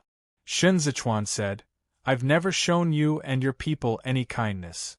Feelings can always be fostered. Having said that, Haragu raised his hands again and said solemnly to Xiaoqi, I'm talking about feelings of gratitude. You're Bai Cha's son. For this reason alone, I'm willing to put myself at your disposal. If I were Yen Heru, Shinzichuan said with biting sarcasm, I'd believe it. Haragu contended with Lei Jingzhe in Dunzhou using the financial assistance Yen Heru rendered him. The reason he could remain alive was because he was smart enough, and smart people rarely brought old ties into the equation. They had their priorities all clearly worked out. If Dunzhou had not fallen into Shinzichuan's hands this time, Haragu would never have remembered Bai Cha. The person he had wanted to save on Fuxian Peak was Yen Heru. Xiao Qia said with heartfelt sincerity, My wife is so intelligent. Haragu could only switch tactics. You killed Lei Jingzhe and foiled Emuer's deployment in Zhongbua. He will not give up on Zhongbua easily. Soon, the cavalry will converge outside the city of Duanzhou. You have to quickly build up the city walls here. But Dunzhou has no garrison troops, so you can only deploy a portion from the Cizhou garrison troops here. However, Cizhou is also under threat from Kudu. Therefore, you lack people, you lack troops. I do lack troops, but I have no lack of money. Shinzichuan said, My men will be stationed in Dunzhou. They will establish a new order here and swiftly reorganize the garrison troops. Can regular troops resist the elite forces of Biantia? Haragu asked. Perhaps your husband has a better understanding. A dark light suddenly flashed in Xiao Qia's eyes, but he very naturally continued the conversation. Hassan is leading the elite forces of Biantia on the battlefield in the north, and the forces in the south have to take on Qi Juin. Emuer doesn't have any remaining elite forces to deploy to Zhongbua. That is merely a diversionary tactic. Haragu responded with certainty. It's not an easy fight on the southern front. Tianfei Watchtower and Suotian Pass have Qidong securely surrounded. Qi Juin can deploy 120,000 troops from the Bianjuan commandery to fight the Biantia cavalry. As long as Qi Juin herself doesn't set foot out of Bianjuan, there is no way the cavalry will be able to break through her defenses.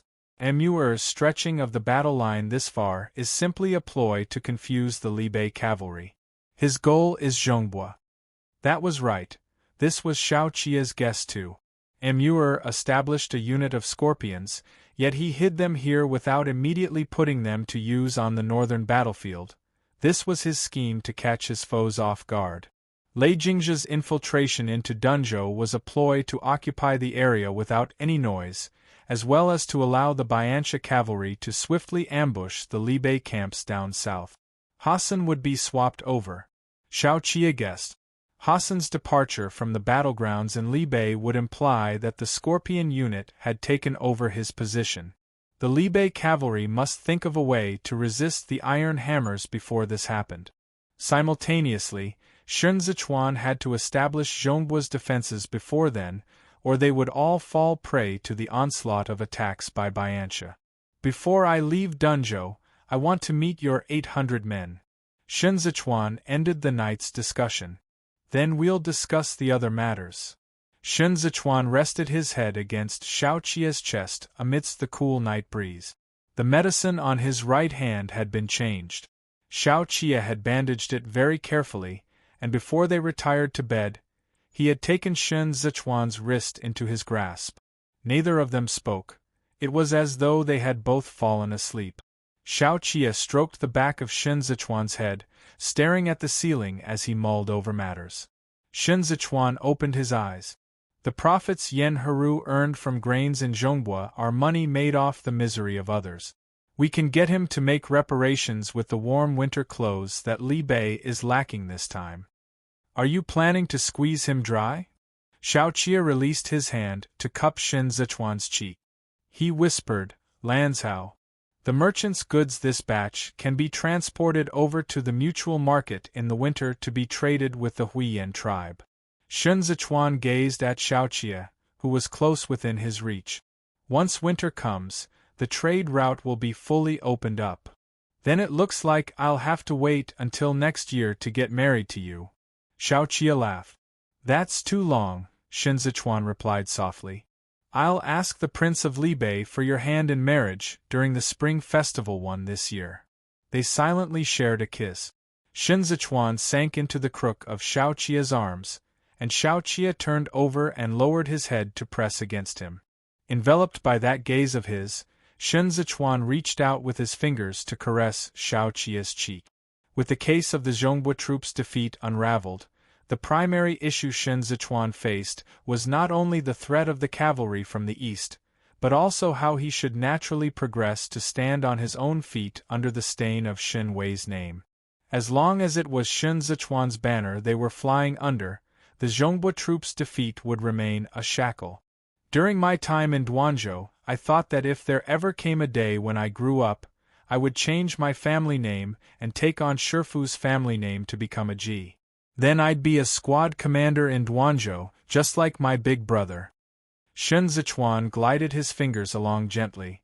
He was like the imprisoned moonlight as he lay here in Xiao Qie's arms. But then, while at Zhao Zui Temple, I came to the realization that I would still be Shen Wei's son even if I were to change my family name. With a face that bore a striking resemblance to Bai Cha, all traces of Shen Wei seemed to have been erased by his mother. But those traces lay concealed deep within him, manifesting into a different kind of insanity. If Shen Zichuan had not met Qi Huilian after crawling out of Chaucer's sinkhole, perhaps he would be even more deranged. What his teacher had imparted to him was not only the Confucian classics. He had also bestowed upon him Lanzhao. Lanzhao had stepped out of Shen Wei's shadow. This was a part of him that genuinely belonged to Shen Zichuan alone. This part allowed him to retain his sanity, preventing him from being destroyed and incinerated in all his battles with the nightmares of the Chaucer sinkhole. It was precisely because of this that Xiao Qie could succeed in keeping Shen Zichuan under lock and become Shen Zichuan's sheath. All I wanted to do as a child was to fly. Xiao Qie flicked a finger at Shen Zichuan's forehead. I wondered why Xiao Fengshu was my old man. He kept lifting us and tossing us into the air all day long, and he was so tall and so strong to boot. Shen Zichuan started to laugh. They all say that I resemble my old man. Xiao Qie looked at Shen Zichuan. When I was sent to Kudu, I thought it was a punishment, because I had once been complacent over it. There in Kudu, I wanted to strip off the part of me that belonged to Li Bei. I didn't tell anyone this, but I hated the courtesy name Suan then, for it linked with Qie to fetter my talons and fangs. I drank the best of wines with Li Jianheng, yet I couldn't sleep at night. Even with my eyes open, thoughts of the Hongyan Mountains would still haunt me. That was a sort of restless torture. Xiao Qie did not even know who he should hate during that period of time. He knew that his father and brother were not at fault. He could only hate himself. When Shen Zichuan looked at Xiao Qie, he saw the latter as an untouchable reflection far beyond his reach. Yet when Xiao Qie looked at Shen Zichuan, he felt him to be an obtainable mirage of the moon in the water that lay right at his fingertip. Only Shen Zichuan understood his pain. Those eyes of his alleviated the frustration that taunted him day in and day out. He had already been wanting to possess Shen Zichuan back then. You may be Shen Wei's son, Xiao Qie whispered, but you're mine. Chapter 182, Quail. Chapter 182. Quail. The merchants were locked up in the courtyard for 2 days. It was one thing to go without food and water, but it was the lack of latrines and chamber pots that proved to be the most intolerable. They could not hold it in any longer and thought of climbing over the wall to get out. As it turned out, Fei Xing was prepared for this and had his men stand guard at the top of the wall to douse them in the face with several buckets of cold water, subsequently causing an uproar to break out in the courtyard. "The fuck is this? What's wrong with you? You nearly made me piss my pants." Fei Xing had been sitting until his buttocks were aching. He stood up and took several steps before saying, "Piss, huh? You people are the one reeking of it, anyway. Not my problem." The merchants all held up their pants, their legs shaking from the urgency of their need. The man who took the lead earlier clung to the crack in the door and put aside his pride to plead, "My good sir, all men surely have to answer the call of nature. Aren't you extorting a confession by doing this?" Fei Xing exclaimed in astonishment and moved closer to the side of the door. "What nonsense are you spouting? I didn't even touch a single finger of yours." This man pressed his legs together and bent over at the waist. Yes, but you still have to let us use the latrine somehow," Fei Xing said with a hypocritical smile. "I've already made it clear to you people. You want to come out, sure, but first write down the names of the officials who supplied you with the goods." The merchants were not natives of Zhongbua, and they still had to return to their hometowns after conducting their business, so how would they be willing to offend the local officials? When they refused to write, Fei Xing continued to keep the door sealed. Out of options, they could only put up with the shame and pull down their pants to relieve themselves. It was still fine at the start, but it became unbearable later as the foul stench of urine permeated the courtyard. It was so overwhelming that they all covered their noses, and after 2 days, they finally caved in and confessed it all. Proud of his success, Fei Xing handed the name list to Sun Zichuan, who wanted this list to investigate if there were any white scorpions among these local officials. With the transportation of such a large batch of goods east, they would have inevitably left a trail behind. Yen Heru, having been starved into obedience, was now sitting cross-legged looking all well-behaved as he stood trial. He waited, but seeing as Sun Zichuan was still maintaining his silence, he asked, "Your lordship, aren't you going to interrogate me?" Sun Zichuan set the list before Yen Heru and said, "All the names in here are your acquaintances, right? I'm a businessman, and businessmen like me have nothing whatsoever to do with the yamen." Yen Heru tilted his head and finished looking through the name list. "They are just some drinking buddies. Huzhou is the most convenient for you to do business if you so wish, but you set up a small mutual trade market in Dunzhou and brought the merchants from all over the world here together." Having slept well last night, Sun Zichuan was feeling so refreshed this morning that he did not even lose patience beating around the bush with Yen Heru. "That's quite something you're up to." Yen Heru blinked his eyes and said, "Even if I am up to something, they are all small tricks employed in the business world. Your lordship is truly the one who is circumspect and far-sighted. Let's not even bring up Huaizhou, Xizhou, and Chazhou, because it makes me green-eyed with envy just to mention them. Now that Dunzhou is under your control, I shall make my livelihood under you. I'm willing and happy to be your younger brother." "Why don't you make it clear first before talking about becoming sworn brothers?" Sun Zichuan said.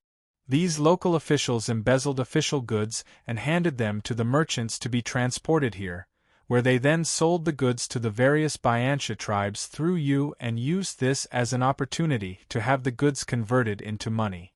You're truly a righteous one to be leading a bunch of people into making their fortune off state wealth. You are so smart. Yen Heru actually started to account for his actions with his hands behind his back. That's right. That's exactly the case. It's through the tea trade that my Yen clan made its fortune. We had to spend mountains of silvers on bribing the local officials in order to find a means of subsistence under the Shi clan, but we could never have enough to fill this bottomless pit. These rats in charge of the local copper and iron mines had lucrative jobs where they could line their pockets to the brim. They only had to hold out their hands, and they would be able to fish up tens of thousands of silver. Anyone else would be tempted by this, so I decided I might as well join them in this endeavor. Yen-Haru showed no sign of fear as he spoke to this point.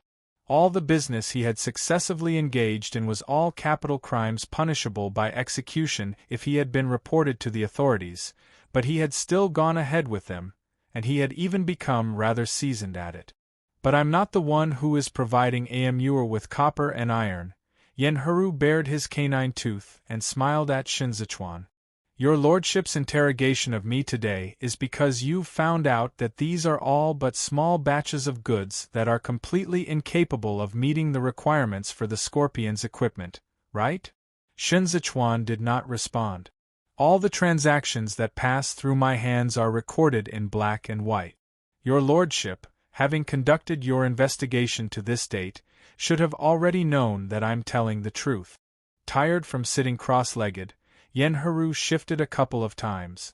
I'll have you know that the person who went to Zhongbua at the very start to deal in grain was Shi Hongxian.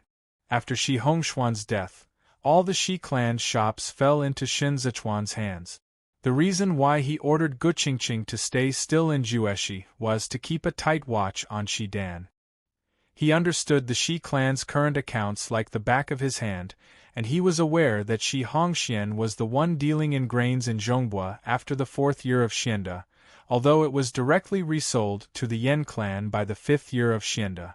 But despite turning over the Shi clan's accounts, Shinzachuan could not find any traces of copper and iron trading between Shi Hongxian and the various tribes of Bianxia. Whether it was before or after the troops' defeat, Zhongbua is the only place where you can transport goods to Amur. Yen-Haru said, even though Zhongbua lost the ability to defend itself after the 4th year of Xianda, Amur never made another move to invade again.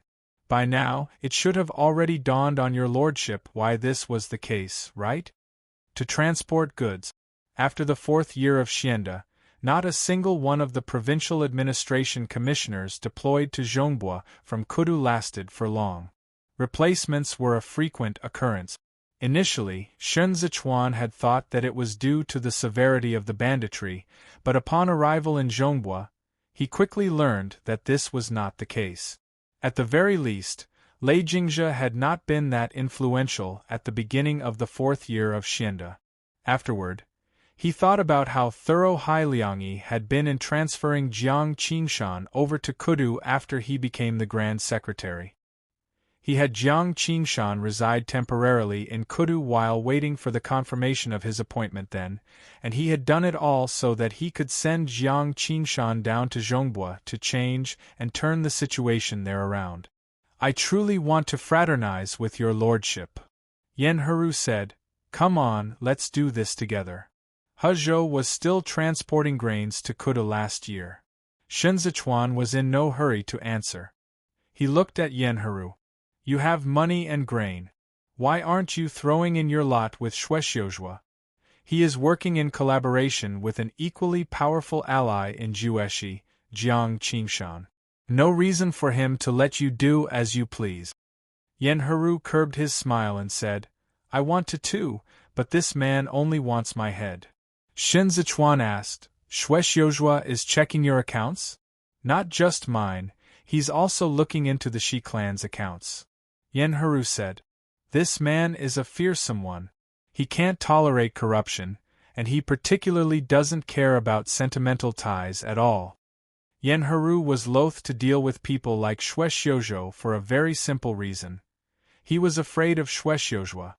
Back in the reign of Xiando, when Shuexiuzhua was still serving as the chief supervising secretary in the Ministry of Revenue, Yen-Haru had attempted to bribe Shuexiuzhua. However, it proved futile. Not only did it not work, Shuexiuzhou also almost traced it back to Yen-Haru's shops at that time. The way in which Yen-Haru formed his alliances was very simple, and that was, everyone transgressed together, giving the others a hold over himself at the same time he had a hold over the others.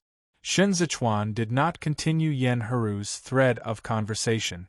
On seeing this, Yen-Haru hurriedly craned his neck and said, do we have a deal? Let us draft up the rules and regulations, all right? Our respective shares in the mutual trade markets business in Huizhou, Cizhou, Chazhou, and Libei in the future, along with the finer details of the business operations, are all open to negotiations. I can also deliver grains to Libei. The business aspect is easy to work out. As long as you can make up for the remaining winter clothes for the Libei armored cavalry before the 10th month, Shen Zichuan set the lid over the teacup. Hezhou has to assume the responsibility of supplying the granaries in Chazhou and Dunzhou at the start of spring next year. Can you establish yourself as king by the beginning of spring next year? You can't.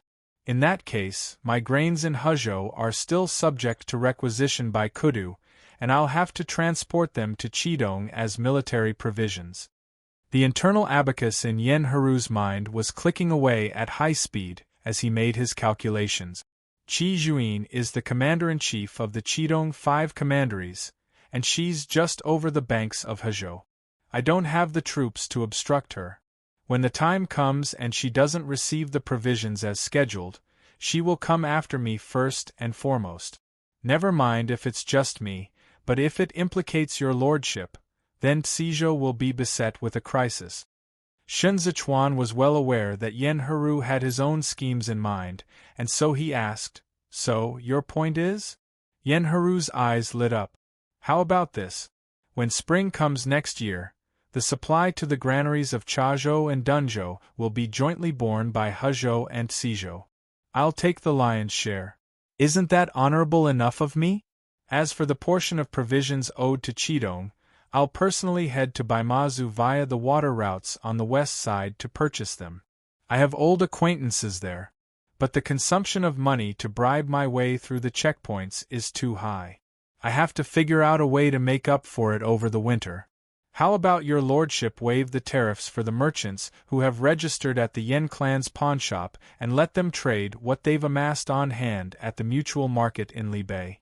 The Huiyan tribe has tea, which I can make a killing with if I buy and resell it at Yongyi Harbor." Having drunk his fill of tea, Shen Zichuan rose to his feet and made to leave without so much another word. Yan Heru followed suit and said, "This won't do either? Your lordship, you're really a little stingy. Even if you want to shear my wool, you still have to let me fill up my tummy first." Shen Zichuan strode out of the door. It just so happened that Xiao Qie was entering from the moon gate. One Yan Heru simply fell to the ground and shamelessly created a scene. He hollered, "Don't go, Shengij. You're my dear kin brother. We can always discuss it over again, man." Shen Zichuan turned his head back to look askance at him. "It's all thanks to you the bandits are running rampant in Chazhou, Dunzhou, Fanzhou, and Dengzhou. Ever since the 5th year of Xianda, the Yen clan has earned quite the fortune in Zhonghua. I'm already giving you due respect by not closing down the Yen clan's shops for good. If anyone in the 2 prefectures of Chazhou and Dunzhou dies of starvation at the start of spring next year, I'll have your head for it." Feeling timid and apprehensive, Yan Heru cowered and shrunk his neck back like a little quail. As he lay on the ground, he saw Xiao Qie's boots through the curtain Fei Xing had lifted. He suddenly had a brainwave and shouted, "I still have a treasure!" Xiao Qie wrapped his umbrella on the step and said, "What treasure? Show this eye-opener to your second young master too." Yan Heru promptly put on a smiling face and said ingratiatingly, "What second young master?" "It's second master. The second master liked pearls and jades back in Kudu, right? I just so happened to newly acquire some good stuff at the start of autumn. As the saying goes, a precious sword ought to be gifted to a hero. Too, in the same vein, precious gems are befitting of the second master.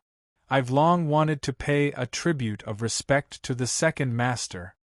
Xiao Qie had been wanting to make Shen Zichuan a few more earrings, so his interest was piqued on hearing him. He had Fei Xing continue holding up the curtain as he asked, "What kinds of goods?" Yan Heru knew that the relationship between Xiao Qie and Shen Zichuan was an intimate one. Shen Zichuan had said, "My husband on Fuxian Peak." He could not convince Shinzichuan, but he could coax Xiao Qia and make him happy, so he said, "When I get out, I'll get my men to deliver them to your residence for your amusement." Xiao Qia was in quite the good mood. "A sensible one you are." Yen-Haru nodded his head as though he were pounding garlic. "The second master came with the prefectural lord on official business, and has been staying on my property for quite a few days, and I still have yet to play the good host and entertain you. That makes me feel so ashamed." Xiao Qia stood on the stairs, and Yen-Haru secretly smacked his lips as he marveled just how tall this Xiao II was. Those shoulders were so broad one could simply roll around on them. "What did you call the prefectural lord earlier?" Xiao Qia inquired. Yen-Haru answered, "Shingij." "Toss him out." Xiao Qia's tone abruptly went cold. "Let him clear his mind in the pond. To think he even forgot who his parents and siblings are." Fei Xing leaned over to pick up Yen-Haru and headed out. How was Yen-Haru to know that Xiao Qia was displeased again? He kicked his legs and said in a panic, I remember. Second master, don't toss me away." The wind was extremely cold out there. Yen-Haru continued, "There's something I still have yet to tell the second master." Fei Xing had already dumped him into the water. 5 days later, Shunzichuan departed for Cizhou, while Tantai who remained in Dunzhou. His letter was delivered right at this time to the Bianjuan commandery, where it was sent into the campground. Qi Juin stepped out of the tent. Upon seeing Qi Wei dismount from his horse, she asked, "Where did that letter come from?" Qi Wei presented the letter and answered, "From Zhongbua. It's affixed with his private seal. Looks like Shunzichuan is doing rather well for himself in Zhongbua." Qi Juin opened up the letter. To think he could still remain alive long enough to send a letter my way. Although Qi Wei had not looked at the letter without permission, he knew what its contents entailed. As Qi Juin was reading it, he said, "It has not even been half a year since the establishment of the Cizhou garrison troops, and yet they were able to defeat the Biancha cavalry in Dunzhou. Their ability can't be underestimated. We have Xiao II to thank for this." Qi Juin handed the letter back to Qi Wei and looked at the overcast sky. The longer that the Prince of Libei keeps him in check and holds him back, the more zealous he will be when he steps onto the front lines in the future. Qi Wei said, "After the new year, Kudu will be urging you to head up north to suppress King Yi of Fanzhou." Qi Juin did not respond. She whistled towards the soldiers at the back and grabbed her overcoat. As she put it on, she changed the subject. "Is my father well?" Qi Wei followed Qi Juin and answered, "As per your instructions, 5 men have been tasked to take turns to attend to him. His concubines 3 in the residence are not allowed to go near. They're not happy about this, and have been making a racket over at the madam's residence day in and day out." Qi Juin had initially been about to get on her horse, but stopped on hearing what he said. "Hua III didn't give them a lashing?" Qi Wei scratched his head. "She was raised as a princess and isn't like the rest of us. She's all soft-spoken when she talks to those concubines. She's truly a gentle one. Then she's got a good temper." Just thinking about those women in the courtyard at the rear gave Qi Juin a headache. She continued, "The old man's got a stroke and they're treating it like he's about to breathe his last.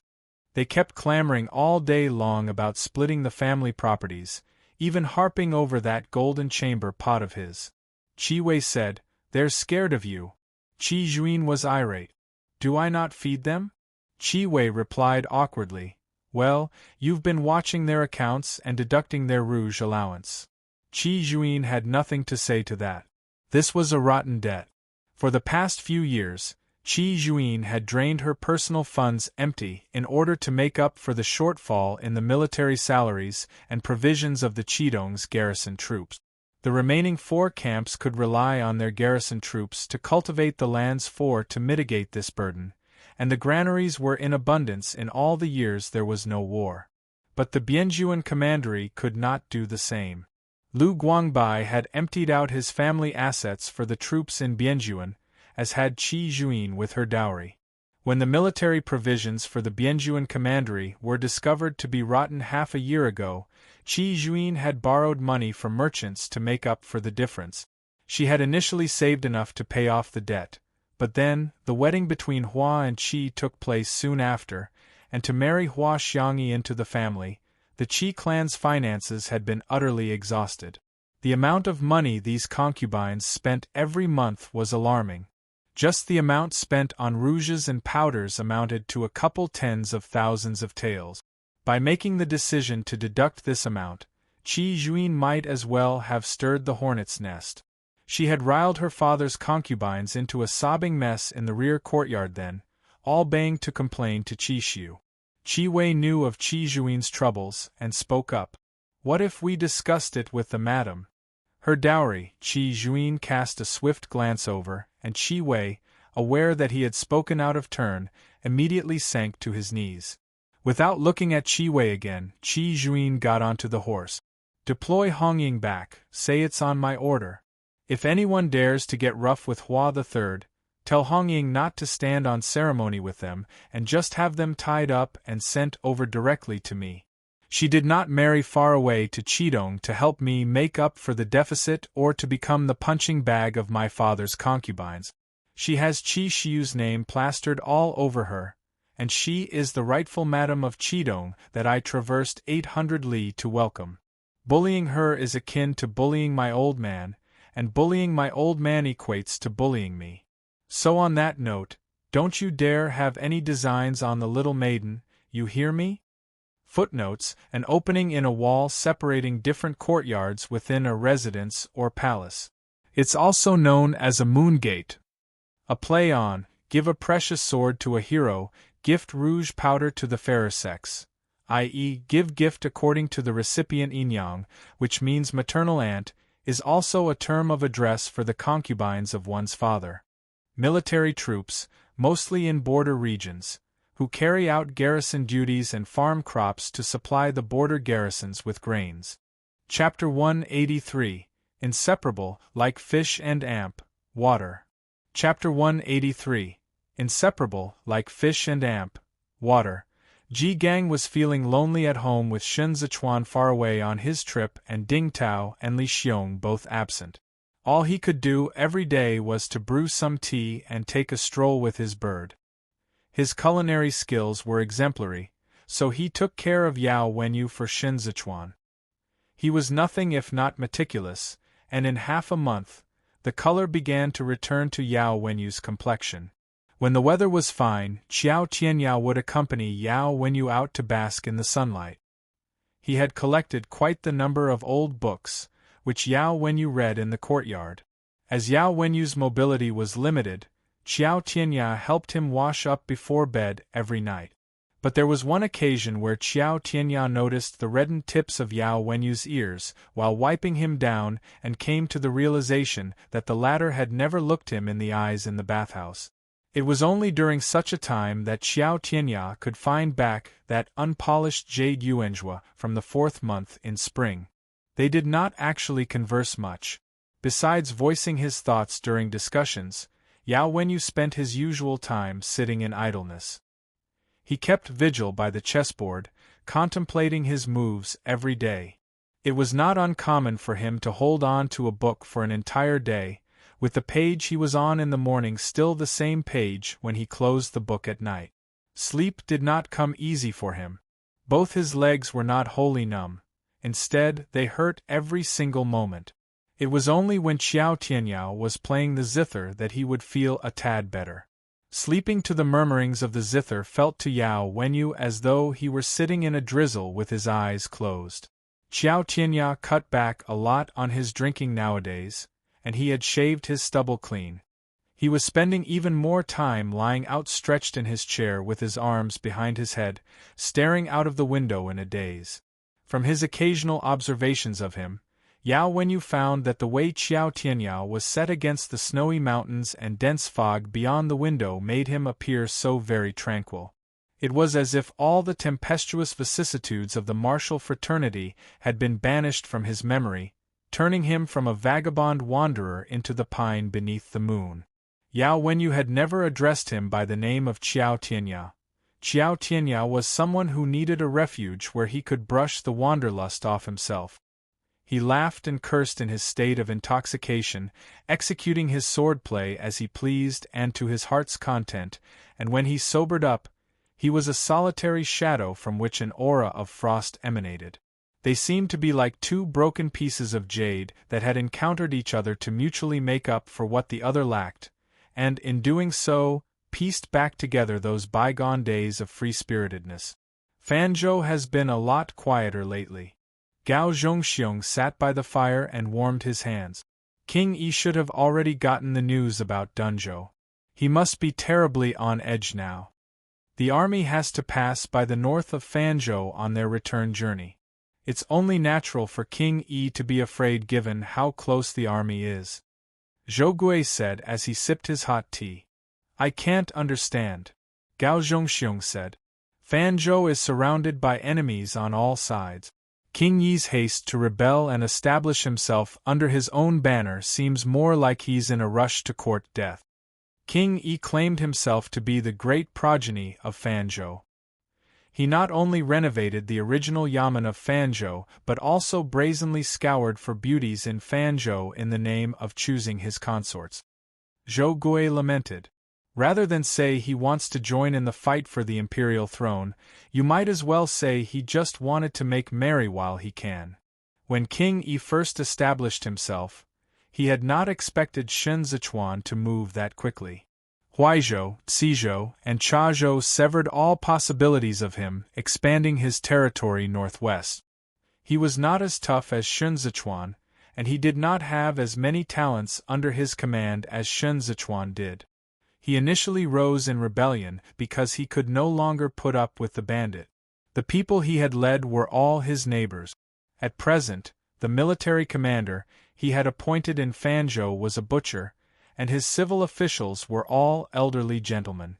All they petitioned about during the daily court sessions were matters like who snatched whose donkey and who committed adultery with whose husband. Going by what the prefectural lord said, Gao Zhongxiong piped up. King Yi cannot fall for the time being. We have to keep him alive until next year. King Yi knows he is too powerless to resist. That's why he attempted to seek Lei Jingzha's help.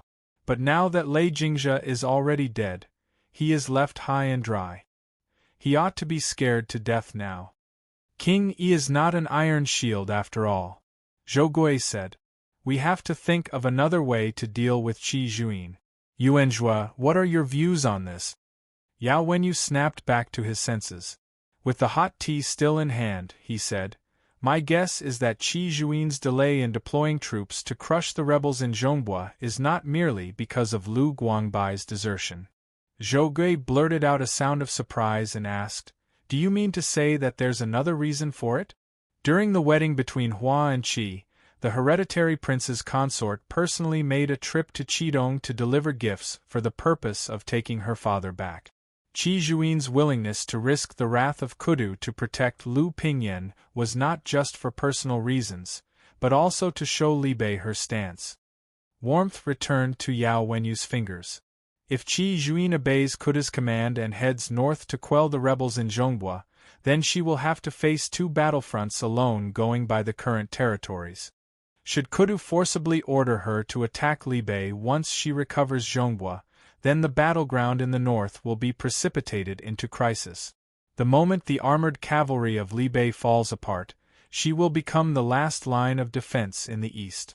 All her troops on hand will have to be deployed into battle, and her geographical advantage in Qidong will vanish. When the time comes, all she can do is to grit her teeth and push on. Realization struck Gao Zhongxiong then, and he said, if it comes to that, then even if Qi Juin is able to defeat Emir in the end, she would not have the strength and resources left to act as a counterweight to Kudu. Yao Wenyu nodded. The Qidong garrison troops is what Qi Juin is counting on. Without these troops, Kudu will be able to replace her easily. For a long time, Zhou Gui could not snap out of his shock. In the end, he could only say, the commander-in-chief is indeed far-sighted. Yuanzhua, how did you come to that conjecture? Before the 8th month, when the prefectural lord was still here, we all thought that Qi Juin would come. It was only after the wedding between Hua and Qi that I made that inference. Yao Wenyu said. Before the wedding, the commander-in-chief did not immediately head north under the pretext that there was no one to guard the Bianjuan commandery, which in turn allowed the marquis to return to Libei. The Empress Dowager's sending of Han Cheng to escort the bride to the groom's residence was, in part, also meant to press Qi Juin into action.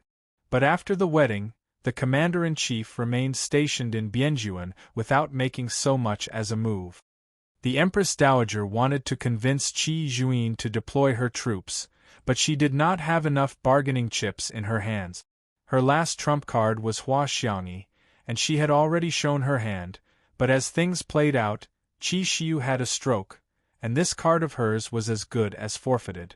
Everyone under the Empress Dowager's command was going to be secretly gnashing their teeth in resentment over the fact that Qi Juin was not a man.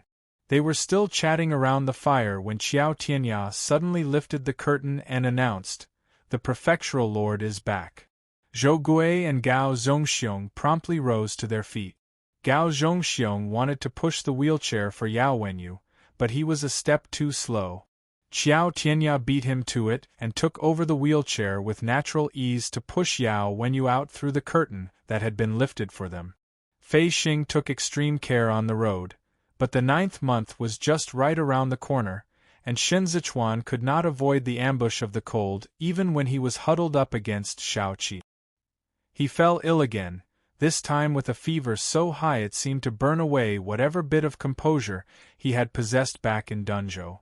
The recruitment for the Dunzhou garrison troops was of utmost importance, and the advisors had all been waiting in the study for a day. Even while lying in bed, Shun Zichuan was still mulling over the matter. "Hand the accounts from Dunzhou over to Yuanjua." With his cheeks slightly flushed and palm over his eyes, Shun Zichuan said in the dim light. "Have Qingfeng assist. Come up with an estimate of the military expenses for Dunzhou tonight and send it over to Tantai, who in 2 days at the latest." Blocking him, Shao Qia combed his fingers through Shun Zichuan's slightly damp hair to brush it aside. He said in a hushed tone, "I've got it all in mind." Shun Zichuan did not wish for Shao Qia to leave, but the matter on hand was pressing, and the Biancha cavalry would remain a menace to them with the situation in Duanzhou still unclear. It was imperative that there would be no delays to the establishment of Duanzhou's defenses. He glanced at Shao Qia with half-lidded eyes and said, "Tell Qiao Tianya about the arm guard, he'll know what to do." Shao Qia hummed an acknowledgement in reply and watched as Shun Zichuan closed his eyes. He waited a moment for the latter's breathing to become steady before getting up to change his clothes and leave. When he walked down the stairs, he said to Fei Xing, "Wake the prefectural lord up when the medicine is ready. Make sure he finishes it." Even after returning to their residence, Shun Zichuan's medicine was still decocted under Fei Xing's watchful eyes. Fei Xing strode a few steps with Shao Qia and nodded his head in acknowledgement. "If the prefectural lord is awake when Shifu comes, invite him in. If not, then ask him to head back first." Chun Yang came over to drape the cloak over Shao Qia. While Shao Qia was putting it on, he said, "If Shifu asks about what happened in Dunzhou, omit the part about Fuxian Peak. I'll tell Shifu about it myself afterward." Shao Qia stood still and looked at the sky. "I'll be back before the hour of high." He was still speaking even as he was striding out. "Remember to prepare candies when the medicine is ready. It's also fine to swap it for honeyed water." He had already walked off even before the words had fully left his mouth. Shao Qia arrived at the study, and everyone stood to pay their obeisances, but he had already taken his seat, skipping all the formalities. As Yao Wenyu looked over the account books of the Yen clan and Dunzhou, Kong Ling updated him with a detailed account of the situation. Not a single one of the advisors dared to smoke their pipes today as they sat, all prim and proper. The Marquis' oppressive aura overwhelmed them, keeping them from lifting their heads, and their reports were all concise and comprehensive. They did not even dare to overdo the flattery. The situation in Dunzhou was complicated. The key issue lay in its distance from Cizhou, along with the fact that Fanzhou was between them. As a result, many matters had to be discussed in detail. Zhou Gui initially assumed that Xiao Qie would not be as familiar with the topography of Zhongbua as Shun Zichuan was and had someone present a map. Unexpectedly, Xiao Qie had Zhongbua's map clearly imprinted in his mind from all those times he had been making the rounds transporting military supplies in Libei, and he did not make a single mistake during the conversation that anyone could find fault with. They lit lamps in the study to discuss official business, while Shun Zichuan alternated between consciousness and sleep within the room. Shun Zichuan woke up when he heard Fei Xing bringing in the medicine. He drank the medicine without even popping a candy this time and fell back asleep. Fei Xing closed the door and had the people serving in the courtyard change their shoes. The maidservants, having also taken off their pendants and hairpins, made no sound as they walked. Perhaps it was because of the quiet. Shun Zichuan surprisingly slept for a long time. When he woke up again, he heard movement outside the door and thought Xiao Qie had returned. But Xiao Qie never came in, and Shun Zichuan fell asleep again. In the middle of night, he was woken up by the scalding heat, only to find Xiao Qie sleeping soundly on him. Unable to move, Shun Zichuan remained pinned under him until he was all drenched in sweat. It was only near daybreak when he felt a little more rejuvenated.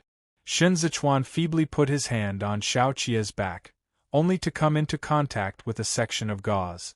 All traces of sleep promptly deserted him. Wide awake now, he wanted to get up to take a look, but Xiao Qie pressed him back into place. Xiao Qie buried his face and said in a heavy voice, "Getting water?" Shun Zichuan felt along the bandage for a while, his alarm intensifying the more he touched. Xiao Qie caught Shun Zichuan's hand to stop him from groping blindly. "Watch where you are pressing. It hurts." Both men looked at each other for a moment, and Xiao Qie suddenly clasped his arms around Shun Zichuan, preventing the latter from moving. Shun Zichuan stared at Xiao Qie and drawled, "Didn't I say not to ask for a lashing?" His illness had rendered him all thin and sallow, and his voice was hoarse. He looked as if his eyes were going to redden the next instant as he looked at Xiao Qie in this way. After the incident in Chazhou the last time, Xiao Qie had told Ji Gang to whip him once for each time Shun Zichuan got hurt. Shun Zichuan had coaxed him back in Dunzhou, and he had gotten severely punished for it. He thought Xiao Qie would let it drop. But who would have known that Xiao Qie would act so quickly upon returning? In the short amount of time that Shun Zichuan had taken a nap, Xiao Qie had already received his whipping. Xiao Qie bumped his forehead against Shun Zichuan's and stuck close to him. Sensing that his fever had receded, he lazily uttered a He remained in this way with his shoulder and arm bare, his back bandaged with several layers of gauze. Xiao Qie had injured his right arm when he faced up against Hassan at the Tudalong banner, and the wounds had left scars behind, and now new scars crisscrossed with the old, making them tingle with numbness and pain. The lashings pained Shun Zichuan. Just touching that gauze alone hurt him so much that his fingers curled. Xiao Qie remained close to him, making him breathless for air. He hated Xiao Qie to death, but as he lay here, he only wanted to repeat over and over again. He regretted it now. Ding Tao sat in low spirits under the eaves playing cat's cradle one with Li Xiong. Seeing as Ji Gang had been standing under the eaves for an hour, he tugged at the corner of Ji Gang's clothes and asked, "Grandpa, why don't you sit?" Ji Gang's mind was still wandering. He asked Ding Tao, "Did I hit too hard?" Ding Tao comforted him. "Master was the one who made the request and forced you into it. You could do nothing about it either." Ji Gang felt ill at ease as he sat down. After a while, he stood up and said, "I'd best go get some ointment." Fei Xing was originally waiting on the veranda. On seeing Ji Gang's approach, he hurried over to greet him.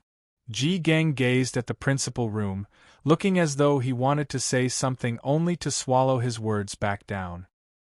He handed the ointment to Fei Xing, and after thinking for a moment, asked, was the Marquis also staying together with Lanzhou when they were on official business in Danzhou? Remembering Xiao Qia's instructions, Fei Xing maintained his composure and said, yes. The Marquis and Master are living examples of what the stories described as confidant. They are like fish and water, inseparable from one another. Seeing how frank and unperturbed Fei Xing was, Ji Gang felt that it was he who had read too much into it. As they said, bosom friends were hard to find. What's more, Lanzhou and Shower had gone through life and death together.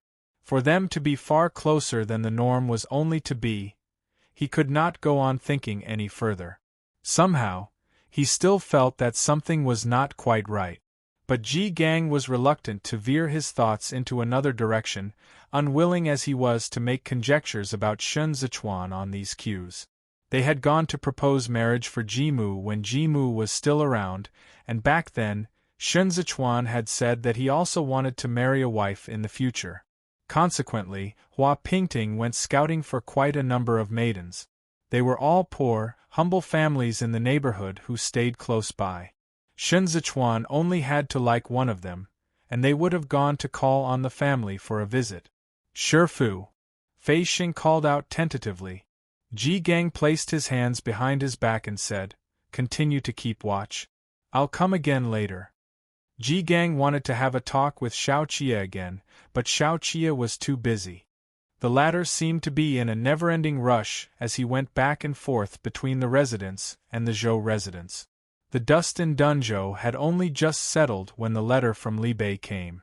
Once Shin Zichuan recovered from his illness, Xiao Qia would have to depart for Bianbo camp. The winter coats will arrive in Li Bei in the 9th month. You can just dispatch someone to assist at the Bianbo camp. Shin Zichuan secured the arm guard for Xiao Qia and asked, is it snowing heavily in Li Bei? Intermittently, I guess. Xiao Qia answered. It's often sleet at present. The maintenance of the bridle paths is of utmost importance. We have to ensure that the paths run smoothly unobstructed by the time heavy snow descends in the 11th month.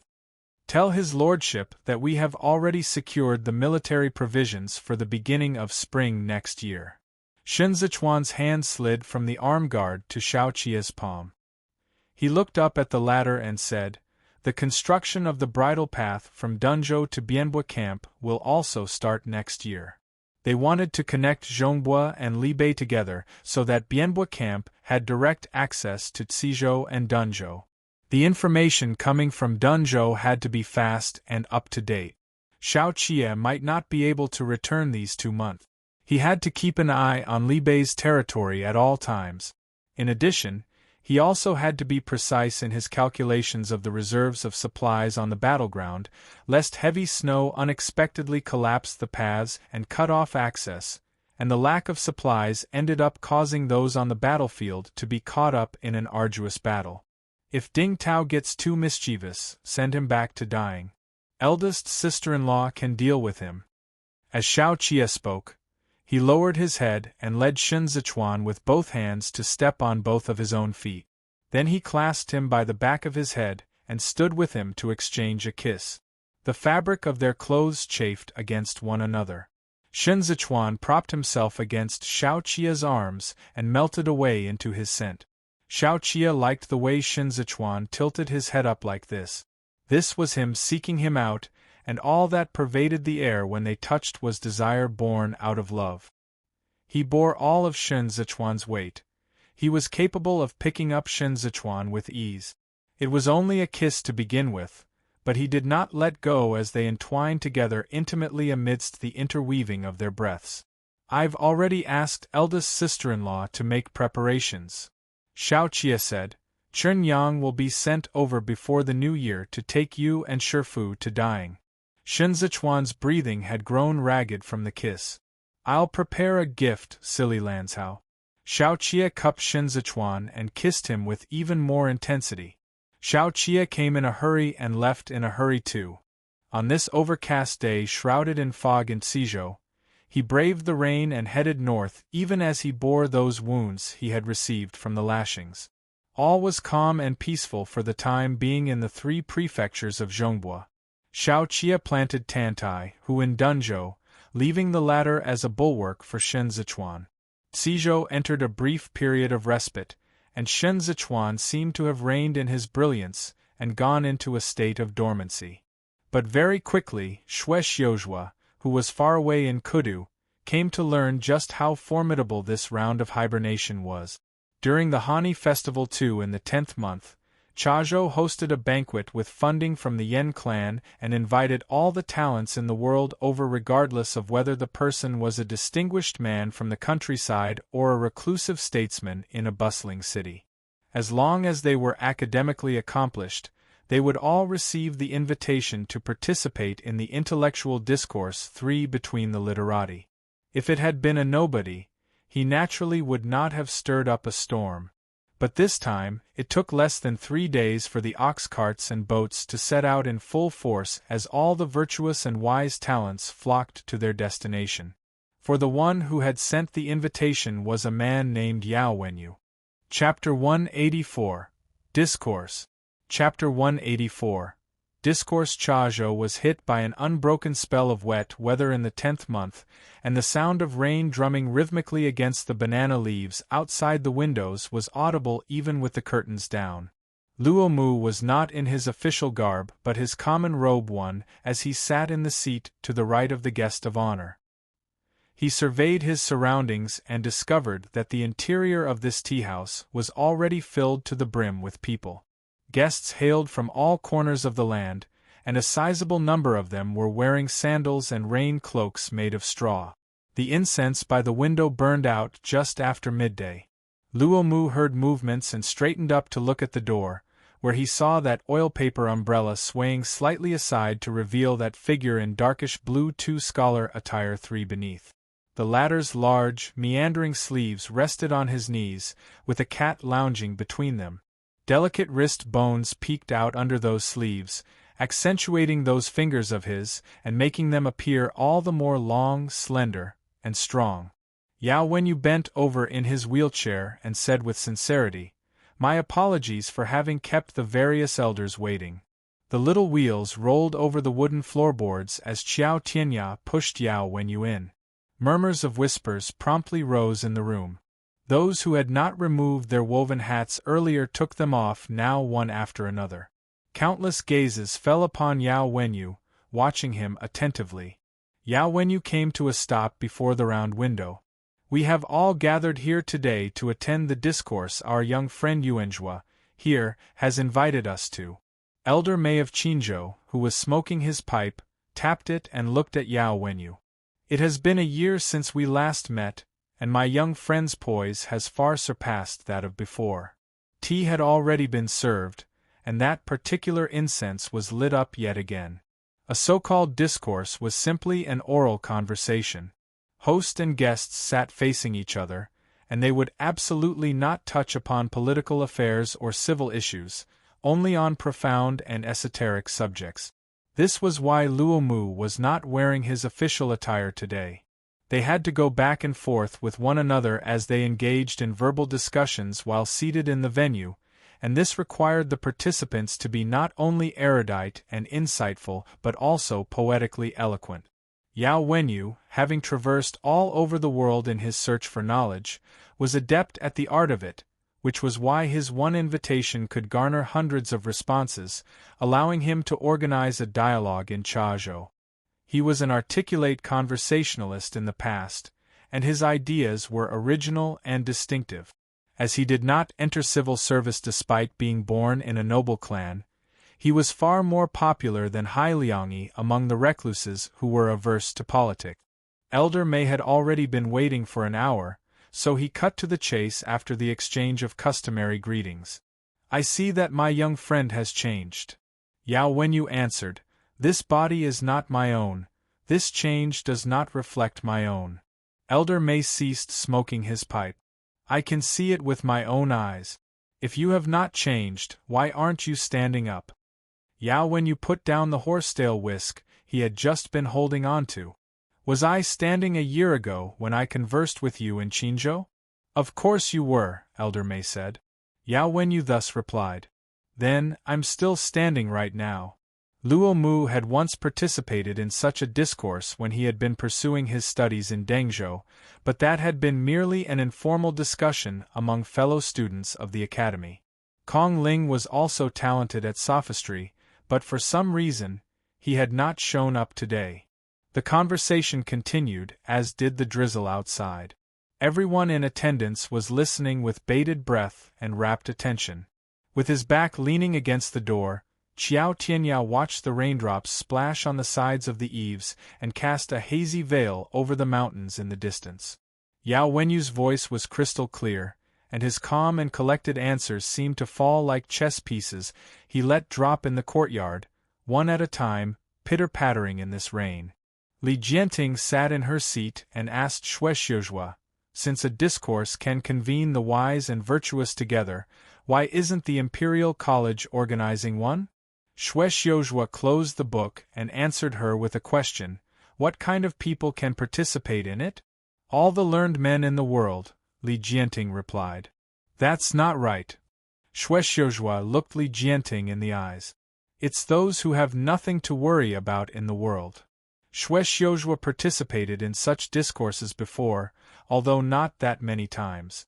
To court officials like him, Jiang Qinshan, and the others, these so-called intellectual and philosophical conversations were mere rhetoric, since the participants discussed neither state affairs nor civil and agricultural matters.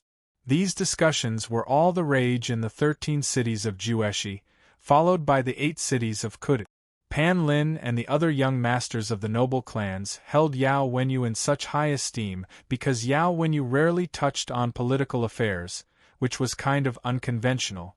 But such unconventionality had to be built on the premise that he did not have to worry about the basic necessities like food and clothes. Such conversations went extinct in Zhongbua after the reign of Xianda. Was it because of the lack of learned scholars in Zhongbua? No, the real reason was that there was no longer a person who wasn't starving in Zhongbua. Li Jianting pondered it over for a moment. In that case, what use is there for Yao Wenyu to invite all of these people without a care in the world? After a moment's silence, Shuexiuzhua turned his gaze to look at the swaying banana leaves in front of the window. The rain poured with urgency, as though this was the same day he had played chess with Yao Wenyu. The sky had already darkened outside the tea-house, but the dialogue had yet to end. Elder Mei, being advanced in age, was tired from all the sitting. He was debating with Yao Wenyu over the nature of the changed and the unchanged, and he had already drunk several cups of tea to moisten his throat. Elder Mei cleared his throat. The change I'm talking about is the physical changes before our eyes, and it's not just that. You have changed, and so have the times and the world. You're no longer the same you as you have been earlier, even more so the you from 1 year ago. All eyes fell upon Yao Wenyu, waiting for his answer. But Yao Wenyu slowly lowered his sleeves and bowed to Elder Mei from his wheelchair. You are absolutely right. His words sparked an uproar the moment they left his mouth. This debate was clearly not over. They came all the way here from afar just to hear them duke it out until a clear victor emerged. Who would have expected Yao Wenyu to simply concede defeat of his own accord? Gone is the glory of the Yongyi reign. Dazhou is already on the wane. With the invasion by our foreign enemies in the northeast and the collusion of officials and merchants in the southwest, just how many places are there left for us in this world to converse freely about the mysteries of the universe? A commotion broke out in the room at these words. An enraged Elder Mei tossed his pipe aside and covered his nose and mouth with his sleeve. Foul! Foul! Foul! What an unbearable stench! How intolerably vulgar! Why has Yao Wenyu become high-rancher? The tea tables clattered noisily as several people rose to their feet. Luo Mu hurriedly got up too and attempted to dissuade the others, but then he heard Yao Wenyu, who was before the window, laugh. The more he laughed, the louder his laughter was. Look at how severe the misappropriations of the commoners' fields in the 8 cities are. The vision of the starved dead dotting the streets everywhere is no longer just empty talk. I've changed, and so has the world. You are right smack in the middle of it. How long can you remain unchanged for? Elder May originally wanted to leave, but on hearing Yao Wenyu, he could not refrain from rebutting, without what keeps them alive, all living creatures will perish. For to change or not to change is the natural order of the world. You strayed from the way 5 and fell into the trappings of this secular world. Are you trying to emulate Qi Huilian and Hai Liangyi by being a virtuous gentleman?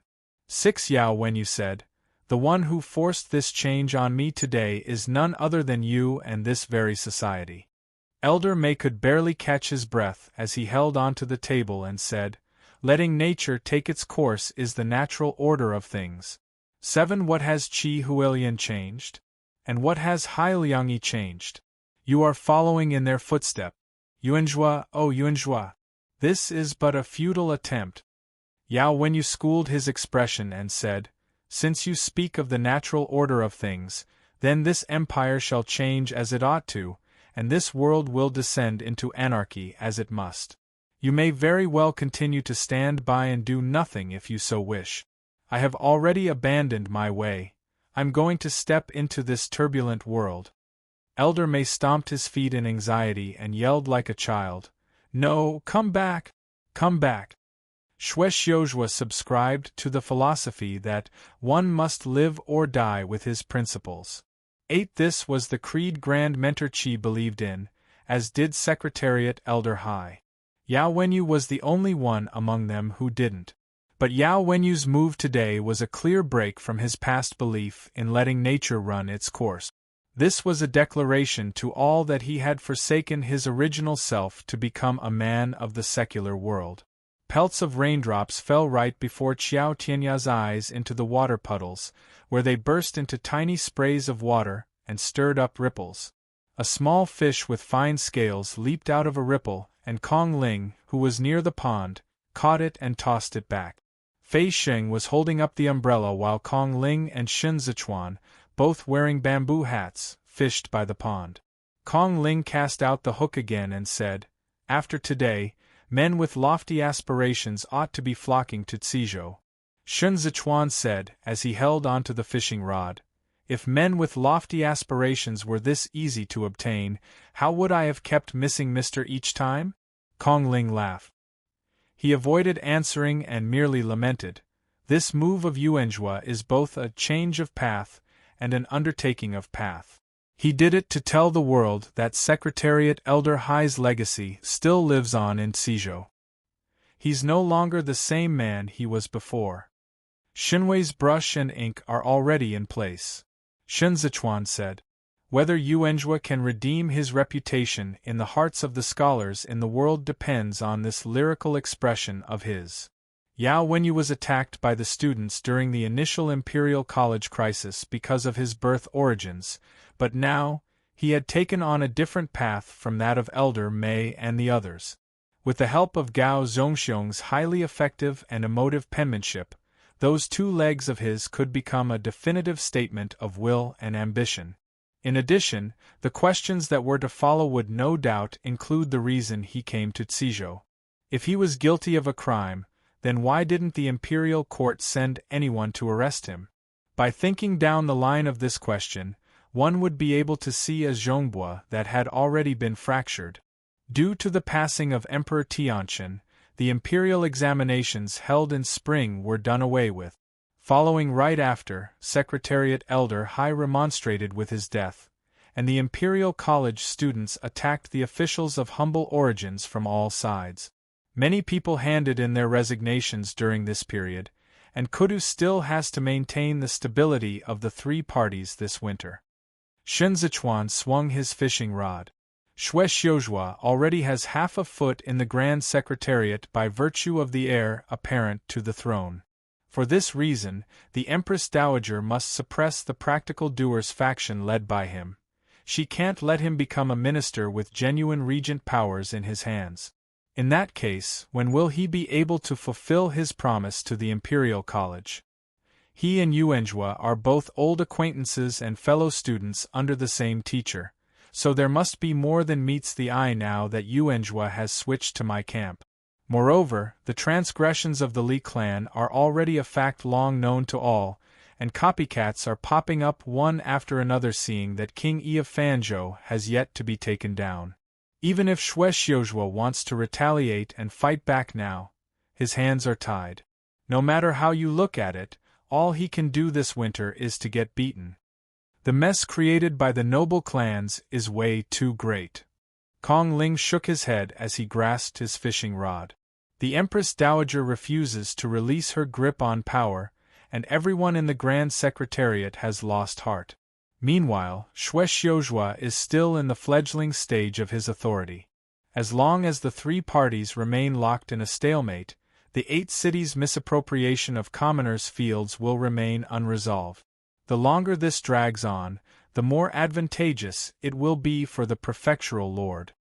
Just as they had discussed here, Gao Zhongxiong's essays went into circulation a few days later. The tailwind Hai Liangyi left behind had not fizzled out at all. As long as their message was sincere, it could evoke a collective, emotional sigh. The contents of Yao Wenyu's discourse in Chazhou had long ceased to be important. What was crucial was that even the ignorant students who could not tell one grain from another had to face up to the fact now. And that was, in just 6 months, Kudu had completely lost the ability to maintain stability in its empire. The man Yao Wenyu had aligned himself with was called Shen Zichuan, a felonious subject who rebelled and fled Kudu half a year ago with Shaoqi. However, they had not only escaped execution, but were even on the up and coming now. The Empress Dowager could not command the Qidong garrison troops into moving, so Han Cheng came out of obscurity once more to ask the 8 great training divisions to dispatch troops to exterminate Shen Zichuan, who was far away in Xizhou. But the Ministry of War declined on the grounds that Kudu had no generals. The conference was a very unpleasant one, and with the end of the year closing in on them, the relationship between the 3 sides grew increasingly tense. Once the snow started falling, the number of refugees who sought asylum in Xizhou and Chazhou ballooned. At the same time that Tantai, who was recruiting soldiers for the garrison troops in Dunzhou, the imperial bodyguards were also enlisting new members. Shen Zichuan planned to put Harigu together with the imperial bodyguards. By the time Shen Zichuan realized it, the 12th month had come, and just as he was getting his New Year gifts ready, a bout of unprecedented heavy snow came calling at Li Bei. Footnotes: Daopao, not to be confused with a Taoist priest robe. This was a common robe typically worn by men in the Ming dynasty. Lanshan, a Chinese traditional hanfu made especially for scholars, from Daodejing, by Laozi, Lao Tzu, also known as the founder of philosophical Taoism. The way, or the path, is a conceptual term used by the school of thoughts, although it has different connotations for Confucianism, Taoism, and Buddhism. Taoism embraces nature.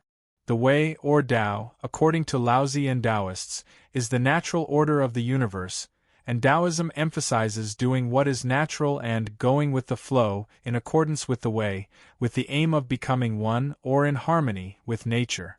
The concept of gentleman or man of honor, Junzi, in Confucianism, a different philosophical stance from Taoism, is a virtuous man who is noble in character and an exemplar for his conducts, morals, principles, etc. Specifically, governed not by interfering in all that goes against nature, for the way models itself on what is natural.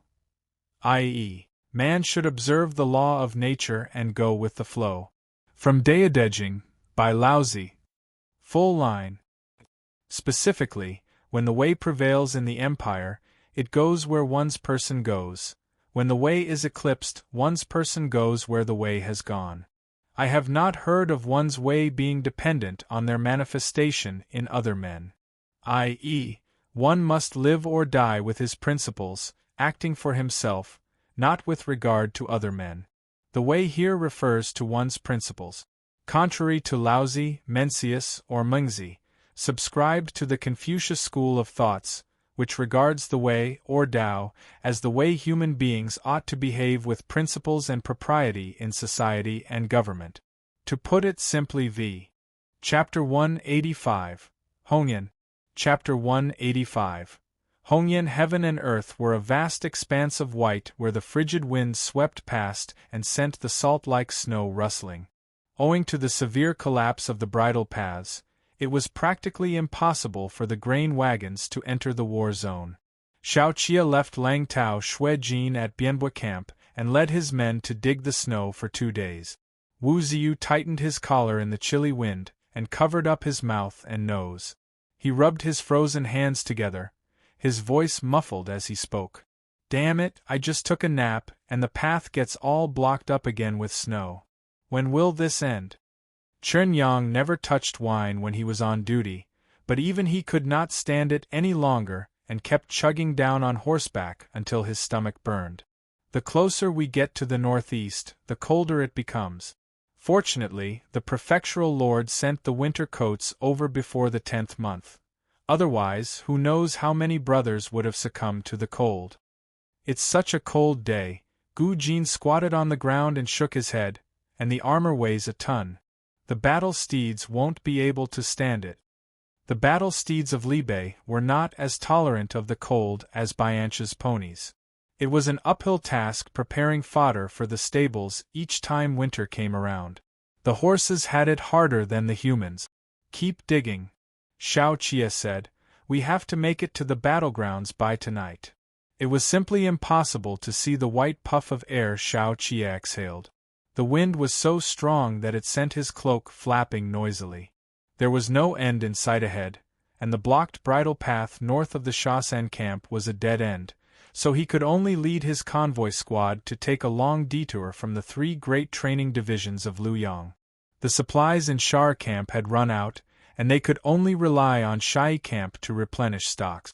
As these 2 camps jointly undertook the operational combat missions on the battlefields, their equipment was expended rather swiftly.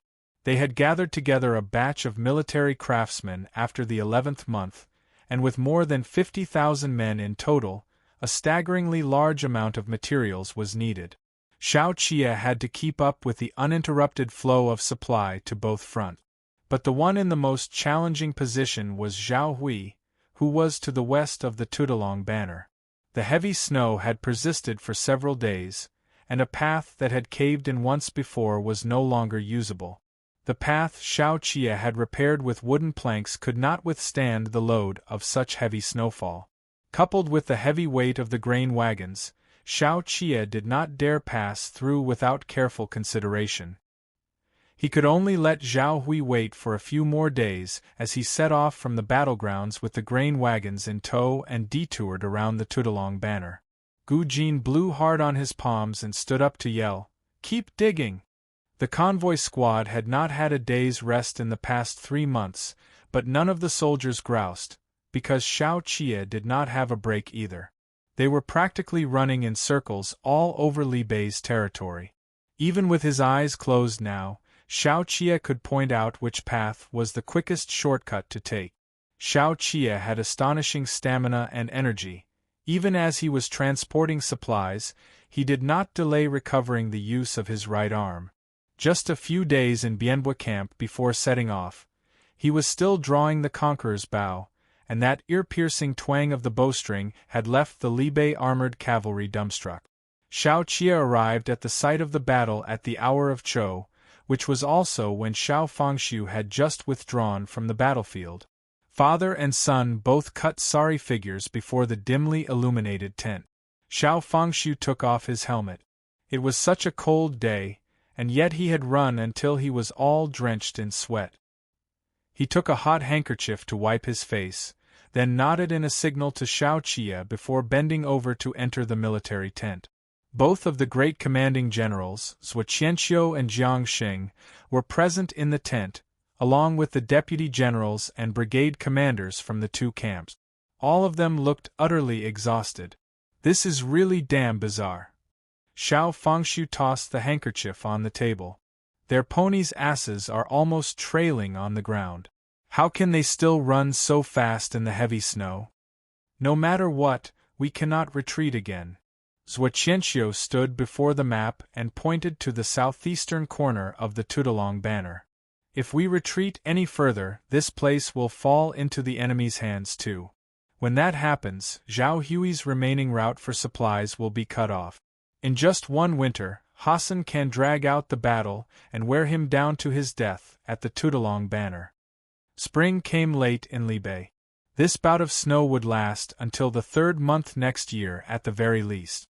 Even if Zhao Hui had stockpiled food in Changzhou camp, the entire army could not afford to deplete their equipment supplies.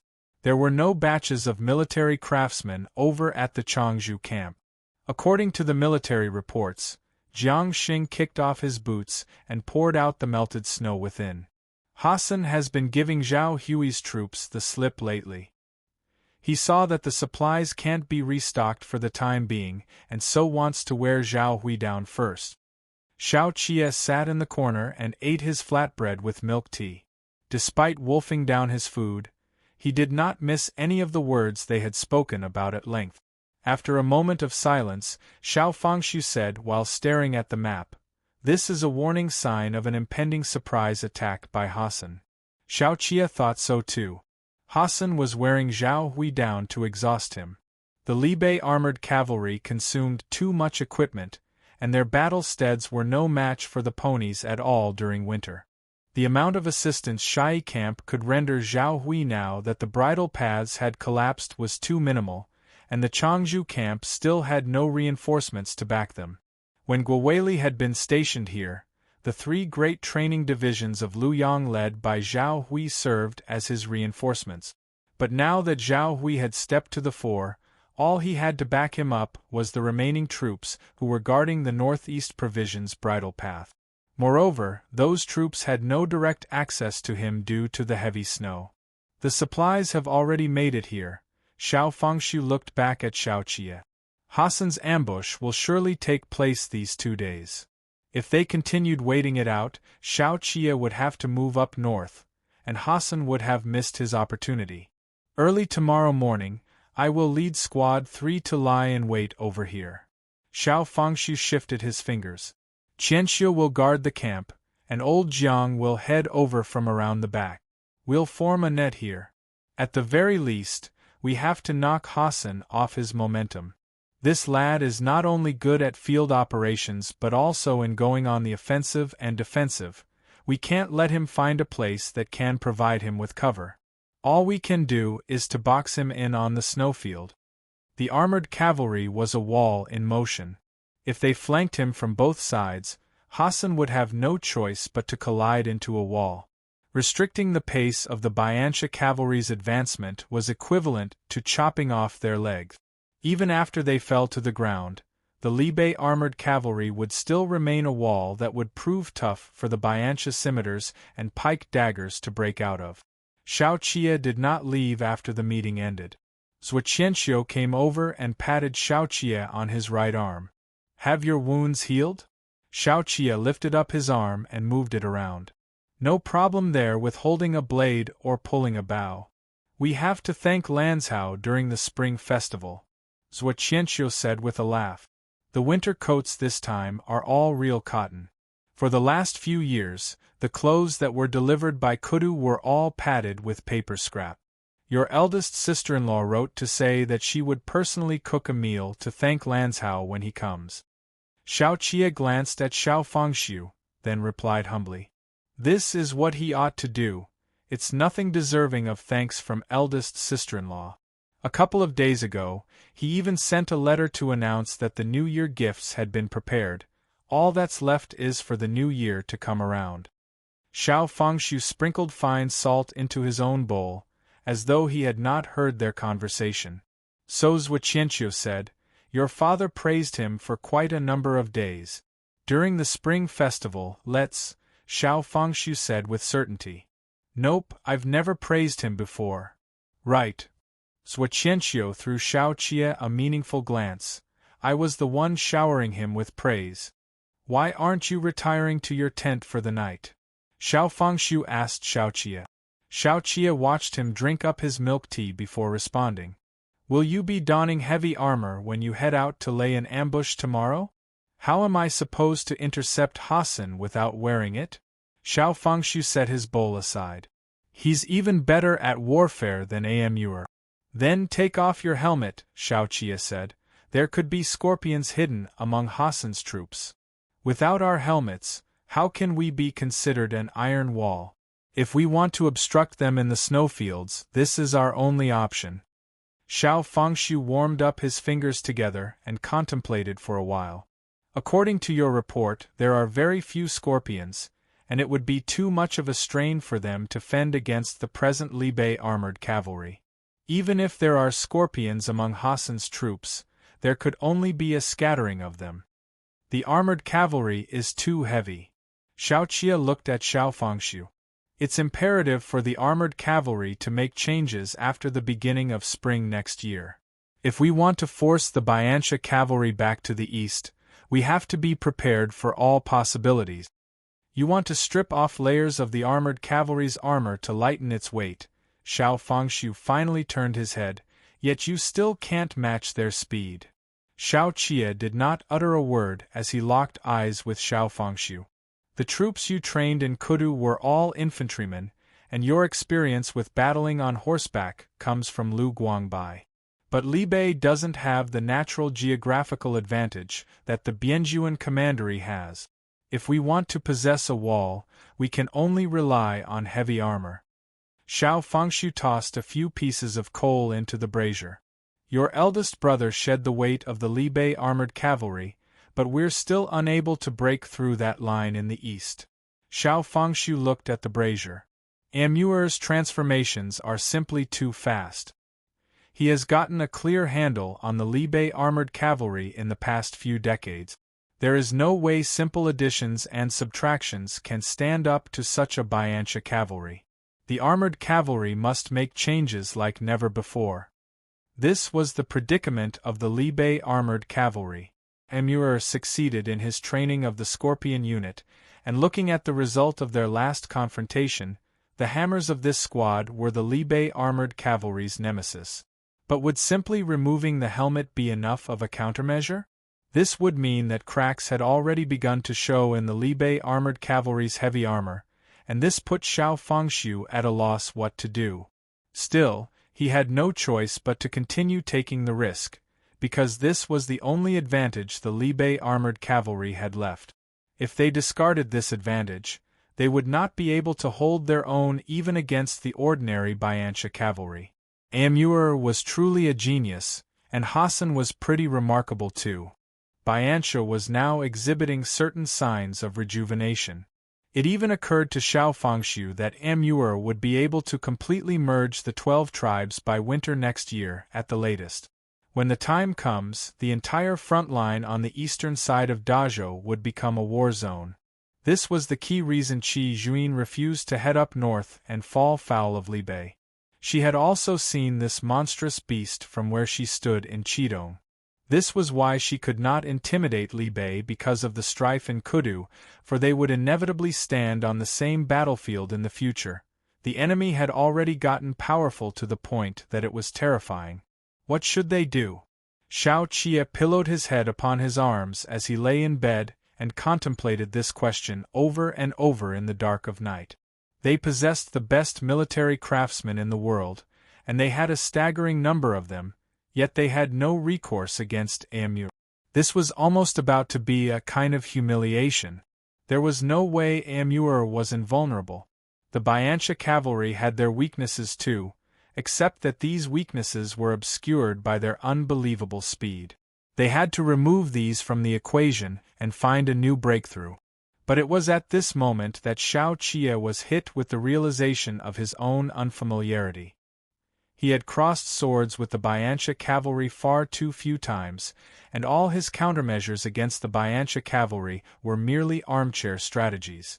He could not continue to conceive tactics by seeing his foes through a hazy mist.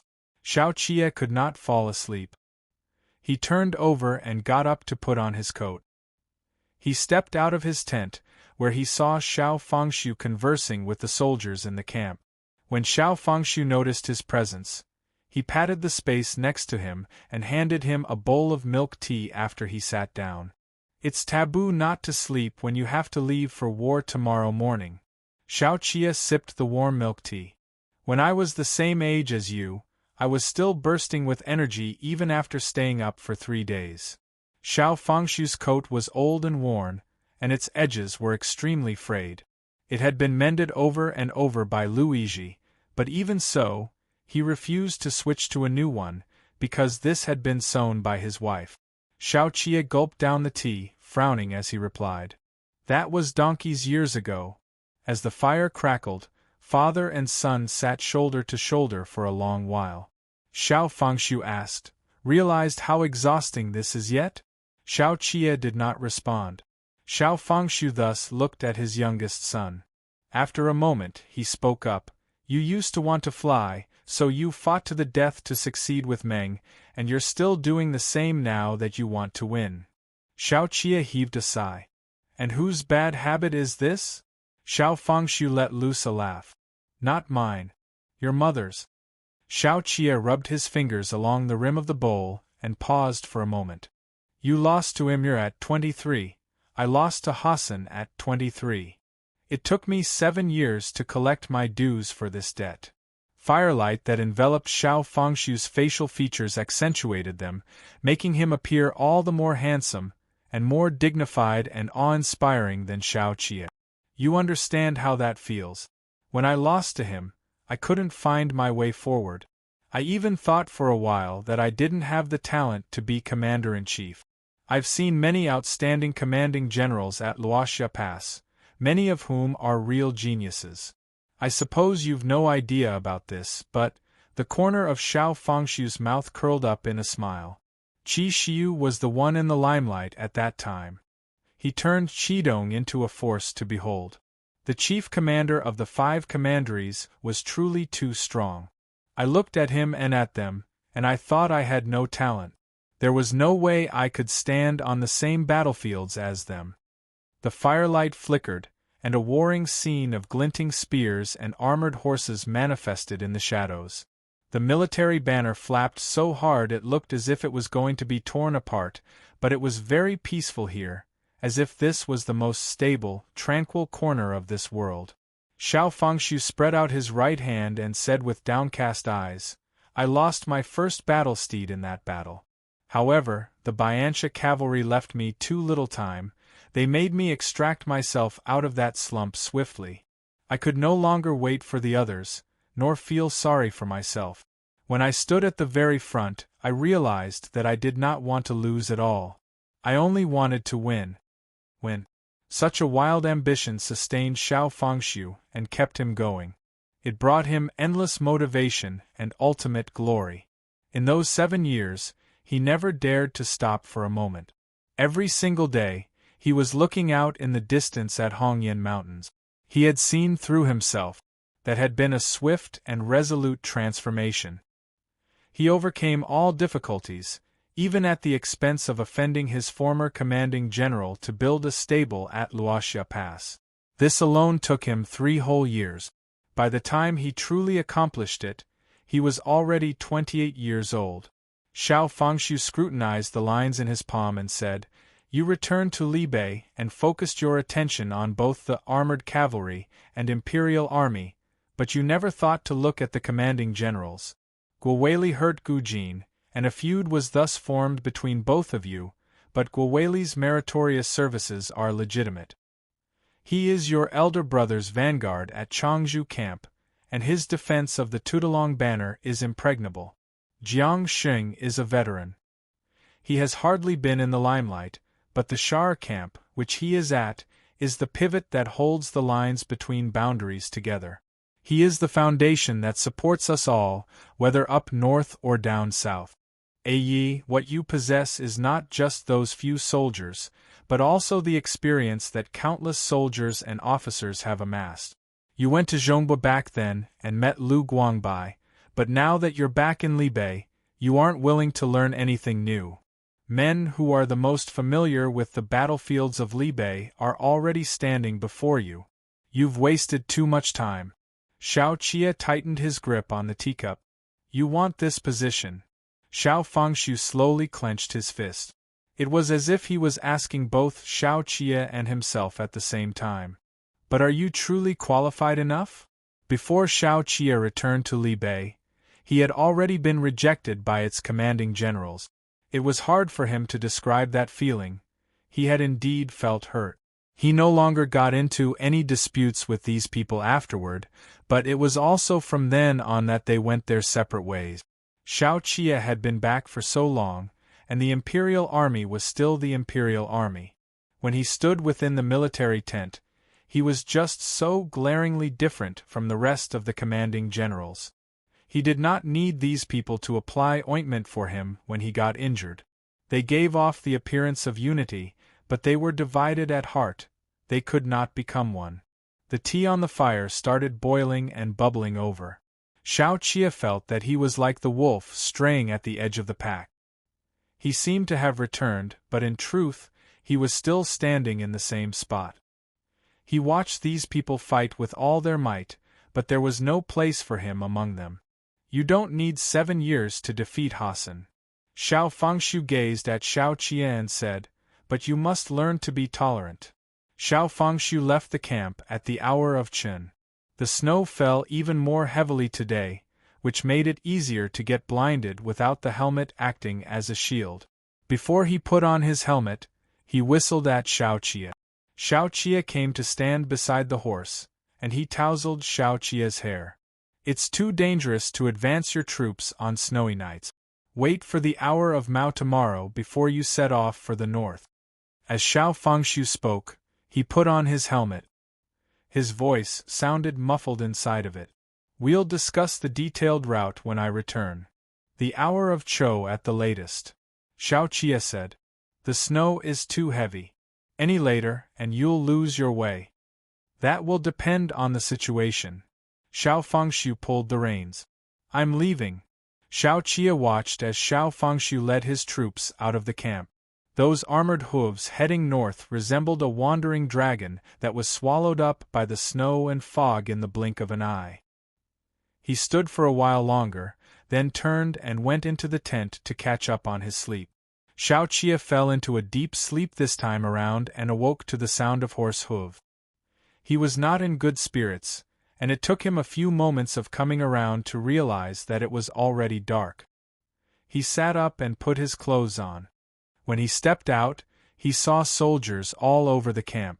Chen Yang and Gu Jin, who were meant to be on duty at the entrance, were both missing.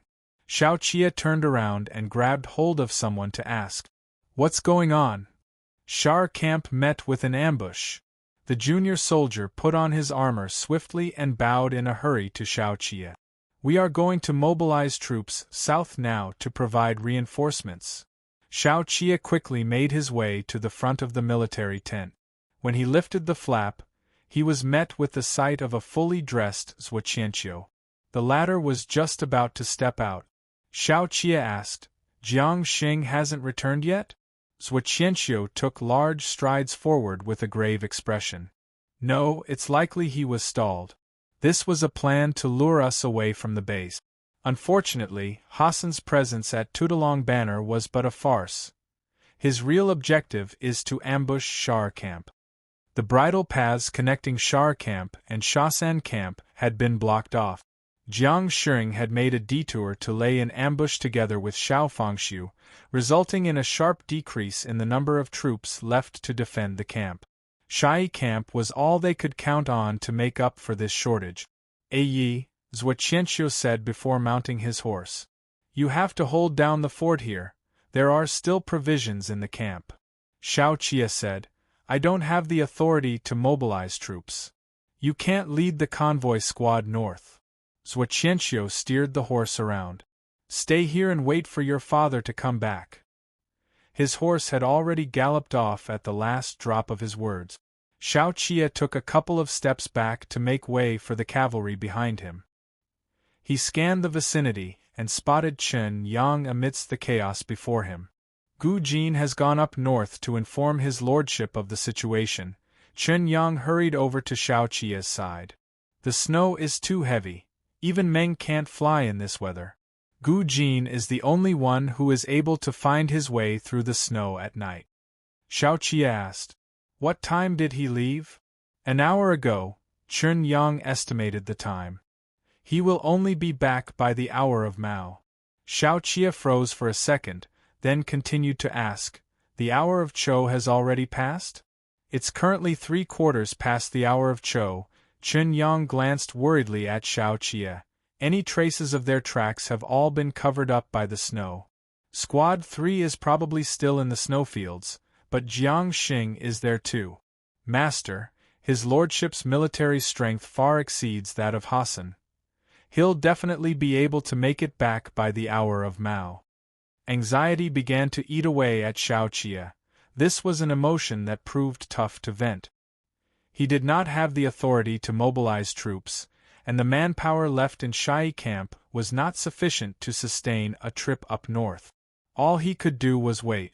This was a plan to lure them away from their base, but what did Hassan intend to achieve by launching a sneak attack on Shar camp? Xiao Qie stared at the map and lifted his finger to trace along the line that Xiao Fengshu had drawn. That sense of unease started to pervade his entire being, gnawing at him. He seemed to be still standing in Tudalong Banner that rainy night, standing in confrontation with Hassan across the curtain of rain. Shar camp's food supplies were still in Shai camp. As Xiao Qie had only arrived last night, Jiang Xing did not manage to transfer the provisions in time. Shar camp's route down to the south had been obstructed by the heavy snow, so raiding Shar camp would neither garner them any food supplies, nor pose a threat to the Shasan camp. So why? Xiao Qie asked himself in the face of these intricate and complicated route. The hour of Yin passed too slowly. Xiao Qie kept asking for the time in the military tent. He paced back and forth in the same place and rubbed away those haphazardly drawn lines. He gradually stopped tracing Xiao Fengshu's path and put himself in Hassan's position. Hassan was an accomplished hunter who was familiar with the bridle paths of Libei. This was already evident back then at the Tudalong Banner. He wore Zhao Hui down, and the blizzard became his cover, allowing him to move in and out of the snowfields with ease. Xiao Qie stopped in his tracks and repeated those words from earlier. A chill ran down his spine, so cutting was it that his fingers stiffened. Exceptional hunters would not reveal their targets easily. They were patient, and any weaknesses they exposed were all pretenses to lure in the enemies. Hassan could move freely on the snowfields, which meant that he must know the routes in the north like the back of his hand. He knew which section of the road was suitable for an ambush. For the 6 months Hassan had been on the battlefield in the north, he had spent every day dealing with the Libei armored cavalry. He was practicing all this time. He already had a clear handle on Xiao Fengshu's rhythm. This was a trap. Hassan trapped Xiao Fengshu the same way he had trapped Xiao Qie. He never thought to launch a sneak attack on Changzhou camp in the snowstorm, and he had no interest in the Shar camp. He went around in such a big circle, and this was all for the sake of a target called Xiao Fengshu. Xiao Qie abruptly pulled the tent flap open and bumped into Chun Yang's head-on. Chun Yang staggered back and blurted out in a hurry before he got the chance to pay his obeisances, "Gu Jin is back." Xiao Qie looked out. Not only was Gu Jin back, but even Jiang Xing had also returned. Xiao Qie approached them briskly and pushed aside the armored cavalry, who was standing in his way. He kept searching, but no, Xiao Fengshu was not among them. Jiang Xing, who was badly injured, was carried back on a stretcher. The color drained from Xiao Qie's face when he saw that smashed helmet, and he hissed, "Fuck! It's the scorpions!" Gu Jin wiped his face vigorously with the corner of his clothes and said in a hoarse voice, "Master, they hid behind the armors. They had our tokens on them. They disguised themselves as the Libei armored cavalry at the old relay station in Tudalong Banner, and they deceived every one of us." "Where is my father?" Xiao Qie grabbed the front of Gu Jin's clothes and enunciated each word of his question. "Ambushed." Half of Jian Xing's face was covered in blood. The ringing in his ears was pretty bad. With fingers bent, he gripped the edge of the stretcher and mumbled somewhat incoherently, "It happened right under our nose. They are too fast. Gu Jin bit down so hard on his lips they blanched. It was with difficulty that he said under Shao Qia's gaze, "I didn't find him, master." Shao Qia shoved Gu Jin aside.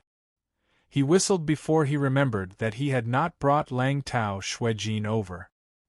He strode a few steps over to the stable and led a horse out before mounting it. Wu Ziyu tried to stop Shao Qia's horse. "Viceroy, you don't have authority to mobilize troops. You'll be dismissed and investigated for arbitrarily heading up north without permission. We have to first send a message to Shar Camp and report."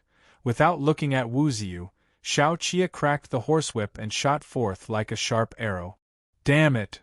Wu Ziyu flung down his helmet where he stood and shouted to his left and right, "Quick, report it to Shar Camp." Shao Qia galloped among the boundless expanse of heavy snow.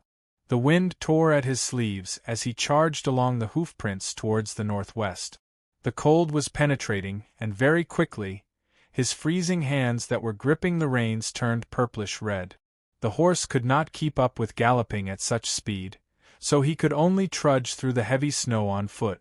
With his keen sense of smell, he tracked his way deep into the snowstorm through the devastated battlefield, where he found Xiao Fangxiu in the dark. Shao Qia covered his eyes with his frozen fingers and wiped away at them hastily, but a sound he could not contain escaped from his throat. The wind of the Hongyan Mountains tousled Shao Qia's hair. It was here he stood helplessly, until he eventually burst into gut-wrenching sobs. "Give it back!" Shao Qia slid to his knees, torn asunder with grief and anguish as he choked with sobs at the deserted battlefield. "Give him back to me!" Hassan had taken away his father's head. Chapter 186. Blizzard. Chapter 186.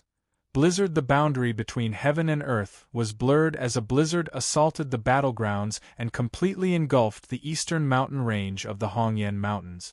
No matter where the eyes roamed, it was a boundless expanse of white snow. Hassan had initially left, but the snowstorm tonight was too strong. Worried about losing his bearings in the snowfields, he could only head back to the abandoned relay station. The scorpions that Hassan was leading this time all possessed faces that bore a striking resemblance to the Dazhou native. They had already taken off the layer of armor they had worn as their disguise and were currently sitting around together drinking tea. Zhou, one of the scorpions, wiped at the token and struggled to discern the text on it under the glow of the fire. "This one's surnamed Zhou, huh? Mine's surnamed Fu." Another person raised a token. "It's a man from Dying. Wolves all hail from Dying." A bearded man with a scar looked around at these younger generations jesting around before his gaze finally landed on Hassan, who had been silent throughout. "You slew the king of wolves tonight. Hassan, from now on, you reign supreme on the battlefields in the north." The northern battlegrounds had always belonged to the king of wolves. Having occupied the highest peak of Hongyan Mountains with his valiance and prowess, Xiao Fangxiu had, for the last 20 years, struck fear in the hearts of the 12 tribes of Bianxia at the mere mention of his name. Everyone present was acutely familiar with the legends surrounding him. Tonight they had returned victorious, and the person they had slain was no ordinary mortal, but the god of Li Bei. Hassan, who was drinking his tea, smiled shyly at Wulihan after hearing what the latter had said. Hassan had always possessed an understated intelligence, but after tonight, no one would dare to belittle him. Wulihan could already predict just how fast Bianxia would raise through Li Bei in the next few years. They understood the present Li Bei all too well. Xiao Jiming had yet to recover from his serious injuries, and Shao Qia was still a fledgling wet behind his ears. In addition, there was a severe dearth of commanding generals, and Li Bei was facing an insurmountable winter. Hassan had been waiting for this moment for a very long time. "But you don't look very happy," Wulihan said. "Not quite what I expected." Hassan held up the bowl with both hands and remembered his war trophy. "I grew up listening to legends of him. He's invincible, coming from my father's mouth. The hero will be proud of you." Wulihan thought for a moment. "What you have hacked off tonight is also the head of the Li Bei armored cavalry. One Hassan drank his tea and did not answer. But Wulahan was right. It was also the Libe armored cavalry's head that Hassan had severed this night. All along, this iron wall standing in the north had seemed to be so indestructible. But when Hassan was truly standing here, he found a fatal vulnerability in the chink of the Libe armored cavalry's armor. This troop was far too centralized. Although their faith was born of the land they stood on, they were overly reliant on their commander-in-chief. The amount of time since their establishment had been too short, and as a result every single soldier had their eyes locked on Xiao Fengshu. It was as though as long as Xiao Fengshu was there, the Libe armored cavalry would be invincible and triumphant in every battle. Amur understood this principle, as did Hassan. The reign of Tianqian was the turning point in which the Libe armored cavalry was no longer in the position to hold the initiative. Xiao Jiming's retreat symbolized the beginning of its collapse, and Xiao Fengshu's comeback made Hassan certain that this was where the crux of the Libe armored cavalry lay. Hassan's transfer to the battlefield in the north was meant for him to familiarize himself with Xiao Fengshu. He had been following Amur on his battles all over the land ever since he was 8 years old, and the name he had heard the most in the commander tent had been Xiao Fengshu. At a time when Xiao Fengshu still knew nothing of him, he already knew of Xiao Fengshu's military habit. Hassan did not want to win just one battle. He wanted all fronts of Libe to topple. As to who would be grief-stricken over this, it was not something he should consider, just like how Libe had never been considerate of Biancha's suffering. Hassan wanted to crush his opponent with all he had. He wanted to pierce through his opponent's heart, so that his opponent could never recover from the setback. The time for Biancha to turn the tables was now. They contended and tussled, sharpening their respective fangs in that accumulating debt of blood. To both parties, excessive compassion was tantamount to suicide. The scorpions scattered when the fire was about to go out and looked for a corner in which to rest. With Wulahan taking the night watch, Hassan leaned against the old cabinet and closed his eyes.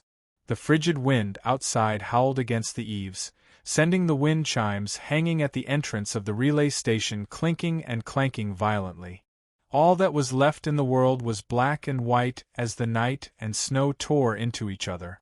Snowflakes that resembled tattered wads of cotton piled up to form snow dunes, and footprints left in the snow were soon swallowed up. The scorpion standing outside the relay station taking a piss had yet to untie his pants when he was clutched by the throat. An imperceptible crack followed right after, and the scorpion's body was slowly lowered to the ground. Wulahan, who had an acute sense of hearing, almost immediately lifted his hand to reach for his iron hammer. He stared menacingly at the door panel and whispered, "Here comes the wolf." The scorpion closest to the door shifted silently to lean over the crack between the door with the intent to peek, but in the very moment he bent over, a long blade suddenly plunged through the gap and pierced through his head. No one inside the house spoke. Hassan watched calmly as that blade retracted, painting the door with a splash of crimson. The smell of blood began to pervade the air. Right after the door was shoved open, a gust of wind extinguished the fire and plunged the house into darkness. A figure that bore a striking resemblance to Xiao Fengshu stood in the doorway, nearly causing Wulahan to break out in cold sweat. In that long, endless silence, the scorpions within the house burst into action. They had lost nearly half of their own men when they encircled Xiao Fengshu to kill him, and the remaining scorpions were already beyond exhausted. The fear of being stabbed through and through by the king of wolf reasserted itself again. The scorpions prayed the wolf pup did not have the same arm strength as his father, but when they came into contact with him, they were all nailed to the floor. That bit of light peeking in from the entrance was blocked out too. Thick, viscous blood splattered onto their faces. Wulahan did not wipe it off. He swung his hammer towards Xiao Qie right in the face, the same way he smashed it towards Xiao Fengshu. But Xiao Qie stopped Wulahan's forearm in its track. Closely encircled on all sides with little space left, He did not turn around the blade he had just pulled out from the corpse but smashed the demon head on the hilt too into Wulahin's face. Wulahin staggered, wanting to draw back, but Xiao Qia did not release his grip, and the scorpion behind him hung on to his blade, so he immediately let go of Longly blade and punched Wulahin over with his bare fist. Wulahin's muscular body crashed into the pile of burning firewood, knocking it over. His face was drenched in blood, and he could feel that the bridge of his nose was broken. He shook his head. The impact of that heavy blow made him temporarily deaf in both ears, and for a time, he could not even see before him clearly. He spat out the tooth that had been punched off and said somewhat unintelligibly, "Kill him!" Hassan sensed a pair of eyes locked on him. From the moment the door opened, this was a line of sight that would not permit him to ignore it. Hassan knew what Xiao Qia had come for, but he would not return it to Xiao Qia, for that was the metal he was determined to hold on to. Hassan gripped his pike dagger, but Xiao Qia did not give Hassan the opportunity. He lifted a scorpion and held him up before the dagger, making use of that sturdy human body to slam Hassan against the cabinet. Xiao Qia's fist missed its target, and the cabinet door promptly burst apart. The cabinet behind Hassan collapsed with a loud crash, which gave Hassan some leeway to catch his breath. The sudden assault of his pike dagger was swift and fierce, but this time Xiao Qia did not dodge it. Instead, he grasped it and wrenched it towards himself. Hassan had experienced for himself Xiao Qia's strength back at the Tudalong banner. He was unable to seize his dagger back, and at the exact moment he let go, he crouched over at the waist to dodge Xiao Qia's blow. Xiao Qia did not throw away the dagger. He was now pinned down by Wulahin, who had pounced on him from the side. That hillock-like body slammed Xiao Qia against the wall, and Wulahin returned him a heavy punch. The fist smashed into him like a slab of brick, causing him to bleed from his mouth. At the same time he took the punch, Xiao Qia grabbed hold of Wulahin's collar, deflected his head to the side to dodge the blow, and followed up with a head slam to the injured bridge of Wulahin's nose. Wulahin hastily covered his nose and mouth, and Xiao Qia turned the dagger around with his fingers. Grasping that sharp, protruding tip, he jammed the dagger between the gap of his fingers and slammed a fist into Wulahin's face, which failed to move out of the way in time. Wulahin let loose a howl of fury. The dagger was embedded in his entire right eye, and the pain made his entire body convulse with tremors. Blood poured profusely as he bent over and cursed in the Biantia tongue. Xiao Qia did not let Wulahin off. He yanked Wulahin by the hair and took a few quick steps to slam Wulahin's head hard against the wall. The chilling sounds of the impact persisted a few more times until the wall was awash in blood. The scorpion behind Xiao Qia pounced and hung on to Xiao Qia's back as he prepared to flip him over, but Xiao Qia did not move. He backhandedly felt for the scimitar on the scorpion's waist and released his grip on Wulahin. Wulahin cried out in pain and stumbled back. He had only taken 2 steps when he felt a cool sensation on his neck. Before he could even react, his blood spurted out like a fountain, and his head went tumbling. Xiao Qia lifted his hand to wipe at the metallic stench of blood, revealing in the darkness a pair of extremely bright eyes, eyes that brimmed over with frenzied insanity and hatred. This gave him the appearance of a ravenous wolf, one whose sense of reason had been completely devoured whole by this bout of heavy snow. He stared at Hassan and said, one word at a time, "Give my father back to me." Hassan brushed back the red hair that was hanging over his eyes and looked at Xiao Qia as he said in a cold, detached voice, "Then, when will your father give my brother back to me?" Xiao Qia had already sprung closer. He had no wish to hear Hassan speak at all.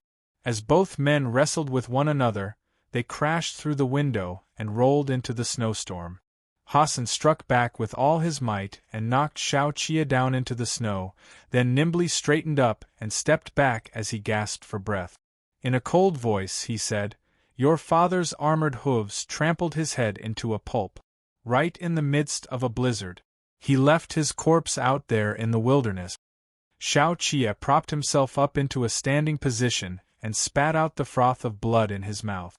Hassan twirled out a new pike dagger between his fingers. He slid those fingers along the cold gleam of the blade and said expressionlessly, "I'm merely returning the favor tit for tat." Both men collided together again once more. The snow blew so hard amidst the roaring wind that it stung the eyes, and the gasps of their breath sounded so very guttural. Even heaven and earth were howling.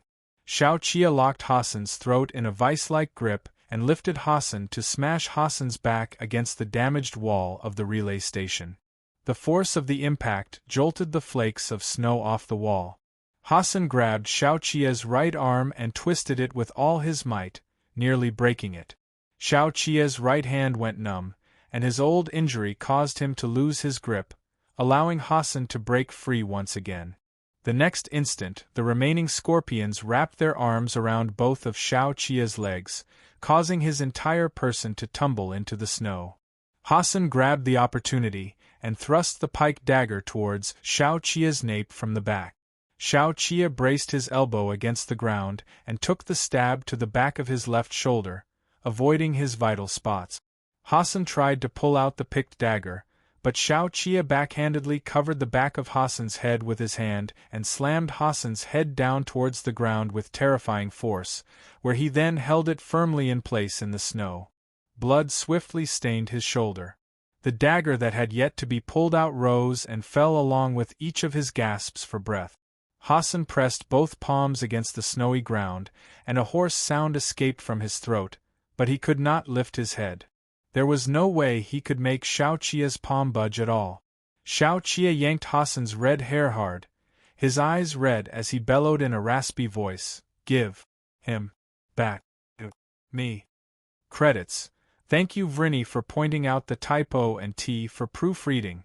Love, footnotes. The word here used is decapitated or beheaded, although it also implied the slaying of the Xiao Fengshu in this context, leaving the Libe armored cavalry headless, or without a leader. Kind of carving on the hilt of the blade.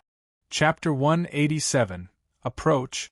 Chapter 187, Approach. Hassan was panting heavily.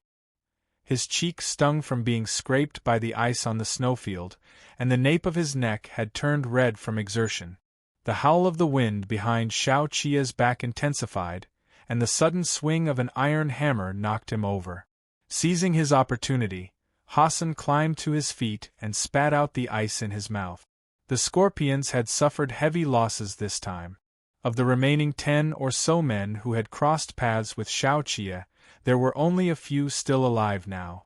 A scorpion on night patrol in the far distance blew the horn. Hassan backed off, knowing from the wind that the pack of wolves was currently charging this way. Hassan flipped onto his horse, albeit unwillingly.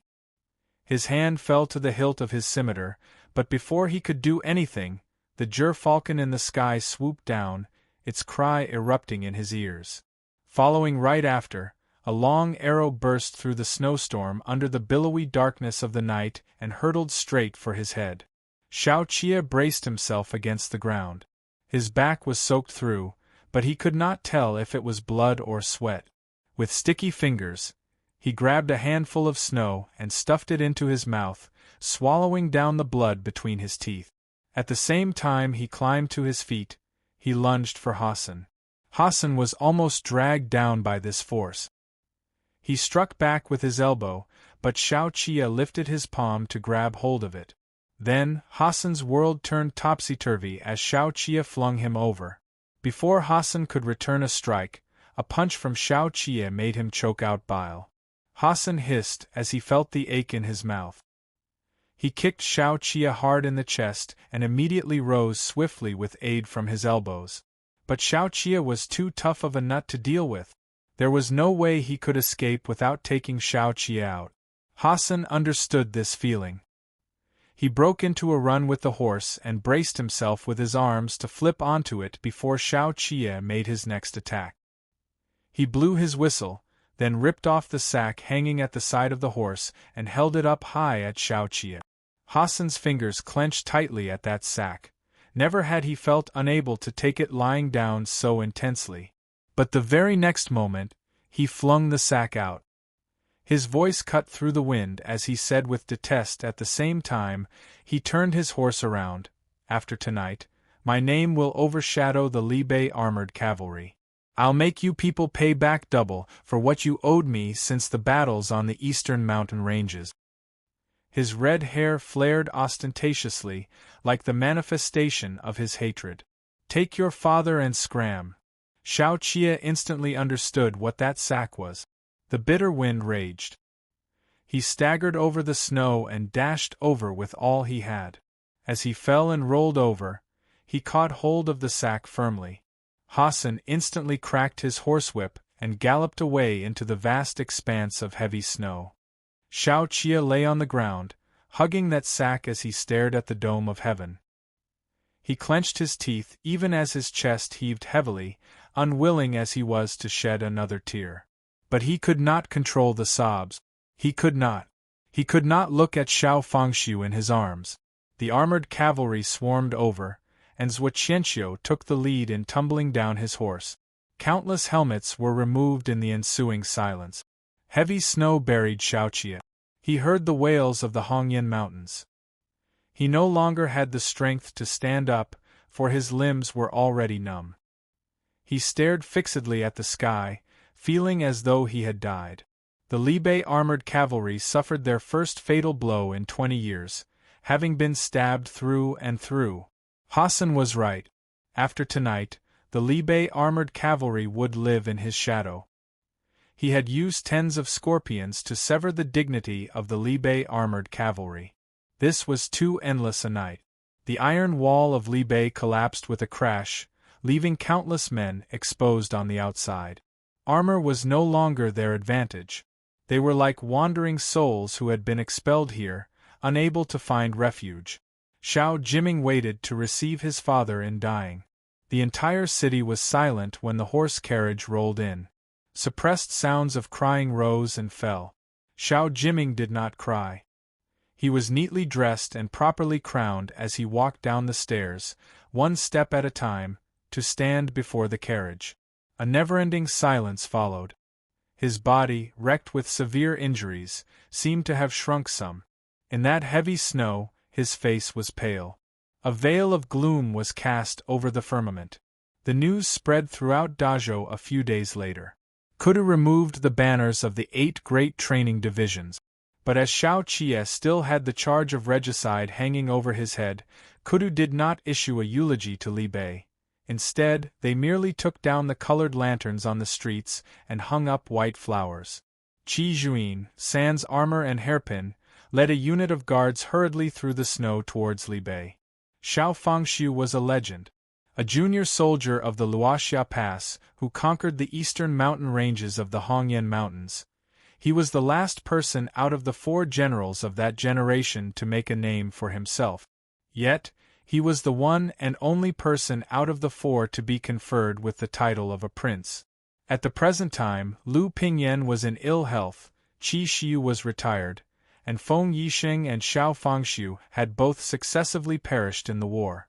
The 4 generals from the early days of the Yongyi reign had all fallen into obscurity.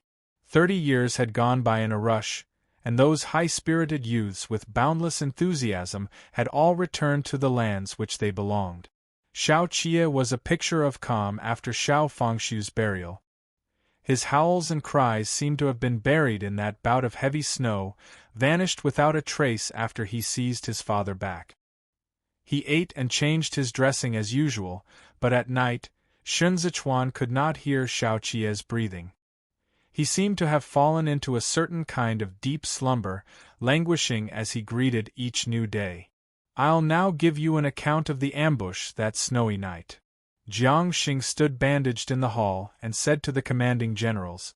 On day 8 of the 12th month, while his lordship was in the Shai camp, he decided to lay an ambush. He then personally led Squad 3 of Shai camp up north. I was to go around from the back to provide support. The aim was to intercept Hassan in the east of the Tudalong banner. The snowstorm was especially heavy that day. We waited until the hour of Yu before we encountered Hassan's elite forces. Both troops engaged in a battle, and we launched a head-on assault to Hassan's elite force, injuring nearly half of them in the process. While taking inventory of the remnants of the Bianca soldiers, we found that Hassan was not among them. At that time, it was already the hour of high. We drew up a plan in the snowfield to branch out and search westward. As such, his lordship and I split up into two. Then I came across the Bianca cavalry to the east of the Tudolong banner, and was depleted of my remaining troops. By then, I had already sensed something amiss.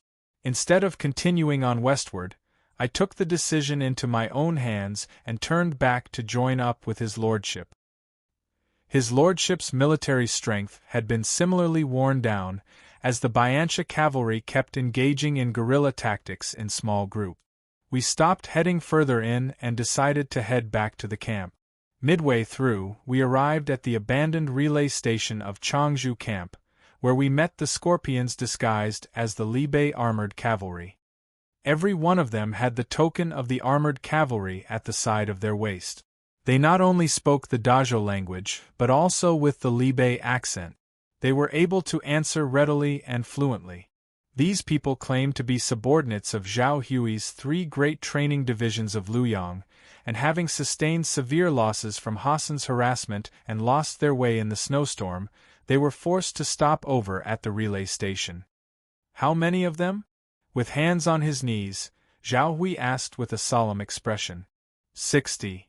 Jiang Xing set the book in his hands on the table, and looked towards Xiaoqia, who was sitting at the very end. After a few moments of silence, he spoke up. We compiled a register of names based on the tokens second young master brought back. You can cross-reference it.